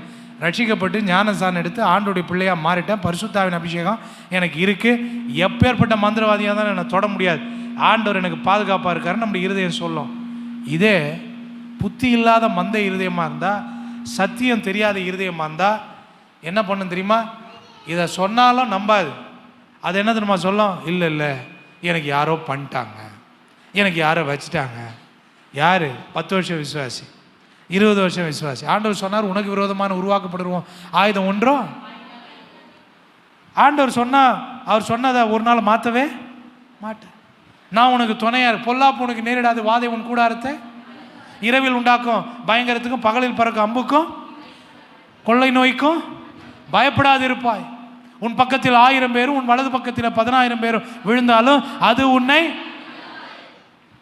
நல்ல இருதயம், சுத்தமாக்கப்பட்ட இருதயம் இதை விசுவாசிக்கும், கர்த்தருக்குள்ள திடமானதா, நம்பிக்கையா, தைரியமா இருக்கும். ஆனால் சுத்தமாக்காத புத்தி இல்லாத மந்த இருதயம் சத்தியத்தை விசுவாசிக்காது. அதுதான் ஆண்டவர் அங்கே எச்சரிக்கிறார். தீர்க்கதரிசி சொன்ன வார்த்தைகளை விசுவாசியாத புத்தி இல்லாத மந்த இருதயம். அப்போ இந்த இருதயம் நமக்கு என்ன செய்யக்கூடாது? இருக்கக்கூடாது. அதனால தான் ஆண்டவர் சொன்னார், இருதயத்தில் சுத்தம் உள்ளவர்கள் பாக்கியம். அப்போ நம்முடைய இருதயம் இப்படிப்பட்ட 7 விதமான இருதயம் இல்லாத ஒரு நல்ல இருதயமாக மாறணும்னா நம்முடைய இருதயம் சுத்தமாக்கப்பட வேண்டும். என்ன செய்யப்படணும்? சுத்தமாக்கப்படணும். இருதயம் சுத்தமாகணும். இருதயம் சுத்தமாகணும்னா என்ன பண்ணணும்? இருதயம் சுத்தமாக்கப்படணும் என்ன பண்ணணும் சொல்லுங்க? இருதயம் சுத்தமாக்கப்படணும் என்ன பண்ணணும்? 1, ஆண்டவர் சமூகத்தில் போய் நம்மை அர்ப்பணித்து நம்ம ஜெபிக்கணும். சங்கீதக்காரன் 51ஆம் சங்கீதம் 10ஆம் வசனத்தில் அவர் அதான் செஞ்சார். என்ன பண்ணார்? படிங்களேன். தேவனே, சுத்த இருதயத்தை என்னிலே சிருஷ்டியும், நிலைவரமான ஆவி என்னிலே உள்ளத்திலே புதுப்பியும். என்ன பண்ணாரு சொல்லுங்க? என்ன பண்ணாரு? தாவீது ஆண்டவர்கிட்ட போய் ஜெபம் பண்றார். எதுக்கு ஜெபம் பண்ணாரு? என் இருதயத்தை சுத்தம் பண்ணுங்க. நீங்களும் நானும் நம்முடைய இருதயம் சுத்தமாக்கப்படணும்னா எந்த சோப்பு போட முடியாது, எந்த ட்ரிங்க்ஸு குடித்தாலும், மருந்து மாத்திரை சாப்பிட்டா இருதயம் சுத்தாகாது. நான் சொல்கிற இருதயம் நம்முடைய சரீர பிரகாரமான இருதயம் இல்லை. உள்ளான மனிதன் சுத்தமாக்கப்படணும்னா ஆண்டோடைய சமூகத்தில் போய் உணர்வடைந்து, ஆண்டவரே தாவீதை போல சுத்த இருதயத்தை எனக்கு சிருஷ்டியும் என்று அவர் சமூகத்தில் நம்ம ஜெபிக்கணும். அப்படி ஜெபிக்கும்போது நம்முடைய பாவங்களை கழுவுவதற்காக கல்வாரி சிலுவையில் இயேசு கிறிஸ்து அடிக்கப்பட்டு ரத்தம் சிந்தினார். அவருடைய ரத்தம் நம்மையும் நம்முடைய இருதயத்தையும் நம்முடைய உள்ளான மனிதனையும் அது சுத்திகரித்து நமக்கு சுத்தமான இருதயத்தை, எண்ணத்தை, சித்தத்தை, உணர்வுகளை தரக்கூடியதா இயேசுவின் ரத்தம் இருக்கிறது. ஹல்லேலூயா. எப்போ நம்ம சுத்திகரிக்கப்படுறோம் தெரியுமா? வசனம் சொல்லுது, 1 யோவான் 1ஆம் அதிகாரத்தில், நாம் நம்முடைய பாவங்களை அறிக்கையிட்டால் எல்லா அநியாயத்தை நீக்கி நம்மை சுத்திகரிப்பதற்கு அவர் உண்மையும் நீதி உள்ளவராக இருக்கிறார். கையை தட்டி கர்த்தரை ஸ்தோத்திரம் பண்ணலாமா? அப்போ தேவ சமூகத்தில் வந்து, ஆண்டவரே, இன்றைக்கு காலை வேளையில் உம்முடைய சத்தியத்தை நான் கேட்டேன், சத்தியத்தை நான் அறிந்து கொண்டேன். அப்பா, என் இருதயத்தை சுத்த இருதயமா மாத்துங்க, என்னை உம்முடைய ரத்தத்தினால என்னை கழுவுங்கன்னு நம்ம அறிக்கையிடும் போது இயேசுவின் ரத்தம் நம்முடைய இருதயத்தை சுத்தமாக்குகிறது. அப்போ நம்ம இருதயம் சுத்தமாகணும்னா நம்ம அர்ப்பணித்து தேவ சமூகத்தில் என்ன பண்ணணும்? ஜெபிக்கணும். எல்லாரும் சொல்லுங்க, என்ன பண்ணணும்? ஜெபிக்கணும். அர்ப்பணித்து ஜெபிக்கணும். சும்மா ஆண்டவரே எனக்கு இதை கொடுங்க, அதை கொடுங்க, இதை கொடுங்க, அதை கொடுன்னு மட்டும் ஜெபிக்கிறது இல்லை. நம்மை அர்ப்பணித்து சுத்திகரிக்கப்பட நம்ம என்ன பண்ணணும்? ஜெபிக்கணும். 2வது சொல்லி முடிக்கிற, வசனத்தினால் நிரம்பப்பட வேண்டும். 119ஆம் சங்கீதம் 11ஆம் வசனத்தில் வாலிபர்களுக்கு சொல்லும்போது சொல்ற, வாலிபன் தன் வழியை எதினால் சுத்தம் பண்ணுவான், உம்முடைய வசனத்தின்படி தன்னை காத்து கொள்ளுகிறதுனால. அப்போ நம்ம இருதயம் வசனத்தினால என்ன பண்ணணும்? நிரம்பணும். நிரம்பணும். எதனால் நிரம்பணும்? தேவனுடைய வசனத்தினால். எது நிரம்பணும்? இருதயம் நிரம்பணும். அதனால தான் வசனத்தை படிங்க, பைபிள் படிங்க, வசனத்தை கேளுங்க, பிரசங்கத்தை கேளுங்க, தூங்காதீங்க, வசனத்தை கவனிங்க. உள்ள போட்ட வசனம் சொல்கிறோம். ஏன்? இந்த வசனம் நம்மை சுத்திகரிக்கும். யோவான் 17:17 சொன்னார், உம்முடைய வசனமே சத்தியம், சத்தியத்தினாலே அவர்களை பரிசுத்தமாக்கும் உம்முடைய வசனமே. அப்போ நம்மளை பரிசுத்தமாக்குறது, நம்முடைய இருதயத்தை பரிசுத்தமாக்குறது எது? வசனம். அப்போ அந்த வசனம் நம்முடைய இருதயம் வசனத்தினால் என்ன செய்யணும்? அப்போ 1 ஜெபிக்கணும், அர்ப்பணித்து ஜெபிக்கணும். 2வது இருதயம் வசனத்தினால நிரம்பணும். 3வது எபிரேயர் 10ஆம் அதிகாரம் 22-23 வாசி. துர்மனசாட்சி நீங்க தெளிக்கப்பட்ட இருதயம் உள்ளவர்களாய், சுத்த ஜலத்தால் கழுவப்பட்ட சரீரமுள்ளவர்களாயும் உண்மையுள்ள இருதயத்தோடும் விசுவாசத்தின் பூர்ண நிச்சயத்தோடும் சேர கடவோம். அல்லாமலும் நம்முடைய நம்பிக்கை அறிக்கை எடுக்கிறதில் அசைவில்லாமல் உறுதியாய் இருக்க கடவோம். வாக்குத்தத்தம் பண்ணினவர் உண்மையுள்ளவராய் இருக்கிறாரே. இன்னொரு வசனத்தை படிங்க. அப்போஸ்தலர் நடபடிகள் 15:9. அப்போஸ்தலர் நடபடிகள் 15:9. விசுவாசத்தினாலே அவர்கள் இருதயங்களை அவர் சுத்தமாக்கி. மூணாவது நம்முடைய இருதயம் எப்படி சுத்தமாக்கப்படும் தெரியுமா? 2 வசனங்களை வாசிச்சோம். அங்கே விசுவாசம் என்ற வார்த்தை வருது. இயேசு கிறிஸ்துவின் மேல், அவருடைய வார்த்தையின் மேல் விசுவாசம் வைப்பதினாலே, வசனம் சொல்லுது, விசுவாசத்தினாலே அவர்கள் இருதயங்களை அவர் சுத்தமாக்கி. நாம் ஆண்டவராக இயேசு கிறிஸ்துவின் மேல் விசுவாசம் வைக்கும் பொழுது, ஆண்டவருடைய வார்த்தையின் மேல் விசுவாசம் வைக்கும் பொழுது, அவருடைய அந்த விசுவாசம் நம்முடைய இருதயத்தை என்ன ஆக்குது? சுத்தமாக்குது. 4வது யாக்கோபு 1:26 நான் சொல்லி முடிக்கிறேன். உங்களில் ஒருவன் தன் நாவை அடக்காமல் தன் இருதயத்தை வஞ்சித்து. போதும். நம்ம இருதயம் சுத்தமாகணும்னா 4வது நம்ம நாவை அடக்கணும். சொல்லுங்க பக்கத்தில் பார்த்து, எதை அடக்கணும்? நாவை அடக்கணும். நீங்கள் யாக்கோபு 3:1 படிச்சீங்கன்னா தெரியும். அவர் சொல்றாரு, நாவும் நெருப்பு தான். சின்ன நெருப்பு ஒரு காட்டை கொளுத்திடுது. அவர் சொல்றாரு, நாவானது நம்முடைய முழு ஆயுள் சக்கரத்தையும் கரைப்படுத்துகிறது. எல்லாரும் சொல்லுங்க, என்ன படுத்துது? அப்போ நம்முடைய இருதயம் அசுத்தமாகிறதுக்கு இன்னொரு காரணம் ஆகாத சம்பாஷணை. எல்லாரும் சொல்லுங்க, ஆகாத சம்பாஷணை நல்லொழுக்கத்தை, நல்ல இருதயத்தை கெடுத்துரும். நம்ம பேசுறது யாருக்கிட்ட பேசுகிறோன்னு பார்க்கணும். நம்ம பேசுறது நமக்கு பிரயோஜனமா இல்லை நம்மளை கரப்படுத்துமா அப்படின்றத கவனிக்கணும். நம்ம நாவை அடக்கலைன்னா ஆகாத சம்பாஷணை நம்முடைய இருதயத்தை அசுத்தப்படுத்தும். இன்றைக்கி நிறைய குடும்பங்கள் கெட்டு சின்ன பின்னமாக போகிறதுக்கு, நிறைய பேர் பிரச்சனைக்குள்ளே போகிறதுக்கு என்ன தெரியுமா? ஆகாத சம்பாஷணை. நாவை அடக்கணும். அடக்கலைன்னா நம்முடைய இருதயம் வஞ்சிக்கப்படும்னு பைபிள் சொல்லுது. அப்போ 4 காரியம். நம்மை நாமே அர்ப்பணித்து ஜெபிக்கும் பொழுது அவர் இருதயம் சுத்தமாக்கப்படுகிறது. நம்முடைய இருதயம் தேவ வசனத்தினால் நிரப்பப்படும் பொழுது இருதயம் சுத்தமாக்கப்படுகிறது. ஆண்டவருடைய வசனத்தை விசுவாசிக்கிறதுனால் இருதயம் சுத்தமாக்கப்படுகிறது.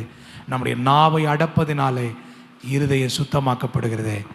வசனம் சொல்லுது, இருதயத்தில் சுத்தமுள்ளவர்கள் பாக்கியவான்கள், அவர்கள் அவர்கள் தேவனை தரிசிப்பார்கள். ஆண்டவராகிய இயேசு கிறிஸ்து சீக்கிரம் வரப்போகிறார். அவர் வரும்போது அவருடைய ராஜ்யத்தில் அந்த ஆண்டவரை முகமுகமாய் நம்ம பார்க்கணுன்னா, முகமுகமாய் அவரை பார்க்கணுன்னா நம்முடைய இருதயம் சுத்தமாக்கப்படணும். அதனால தான் வசனம் சொல்லுது, மத்தேயு 5:8, இருதயத்தில் சுத்தமுள்ளவர்கள் பாக்கியவான்கள், அவர்கள் தேவனை தரிசிப்பார்கள். வசனம் சொல்லுகிறது. வெளிப்படுத்தின விசேஷம் 22:4 சொல்கிறாரு, என் ஊழியக்காரர்கள் அவருடைய முகத்தை தரிசிப்பார்கள், அவருடைய நெத்தியில் அவருடைய நாமம் எழுதப்பட்டிருக்கோம். அவருடைய நாமம் என்ன? பரிசுத்தம் என்பது அவருடைய நாமம். நம்முடைய இருதயம் சுத்தமாக்கப்படும் பொழுது, நம்முடைய இருதயம் சுத்தமாக்கப்பட்ட இருதயமாக இருக்கும் பொழுது, நம்முடைய ராஜாதி ராஜா அவருடைய ராஜ்யத்தில் வரும் பொழுது அவரை நாம் தரிசிப்போம். எத்தனை பேர் தேவனை தரிசிக்க ஆயத்தமாக இருக்கிறீங்க? எத்தனை பேர் ஆசையாக இருக்கிறீங்க? அல்லேலூயா. அவர் முக தரிசனத்தை பார்க்க எத்தனை பேர் விரும்புகிறீங்க? எல்லாரும் தேவ சமூகத்தில் எழுந்து நிற்கலாம்.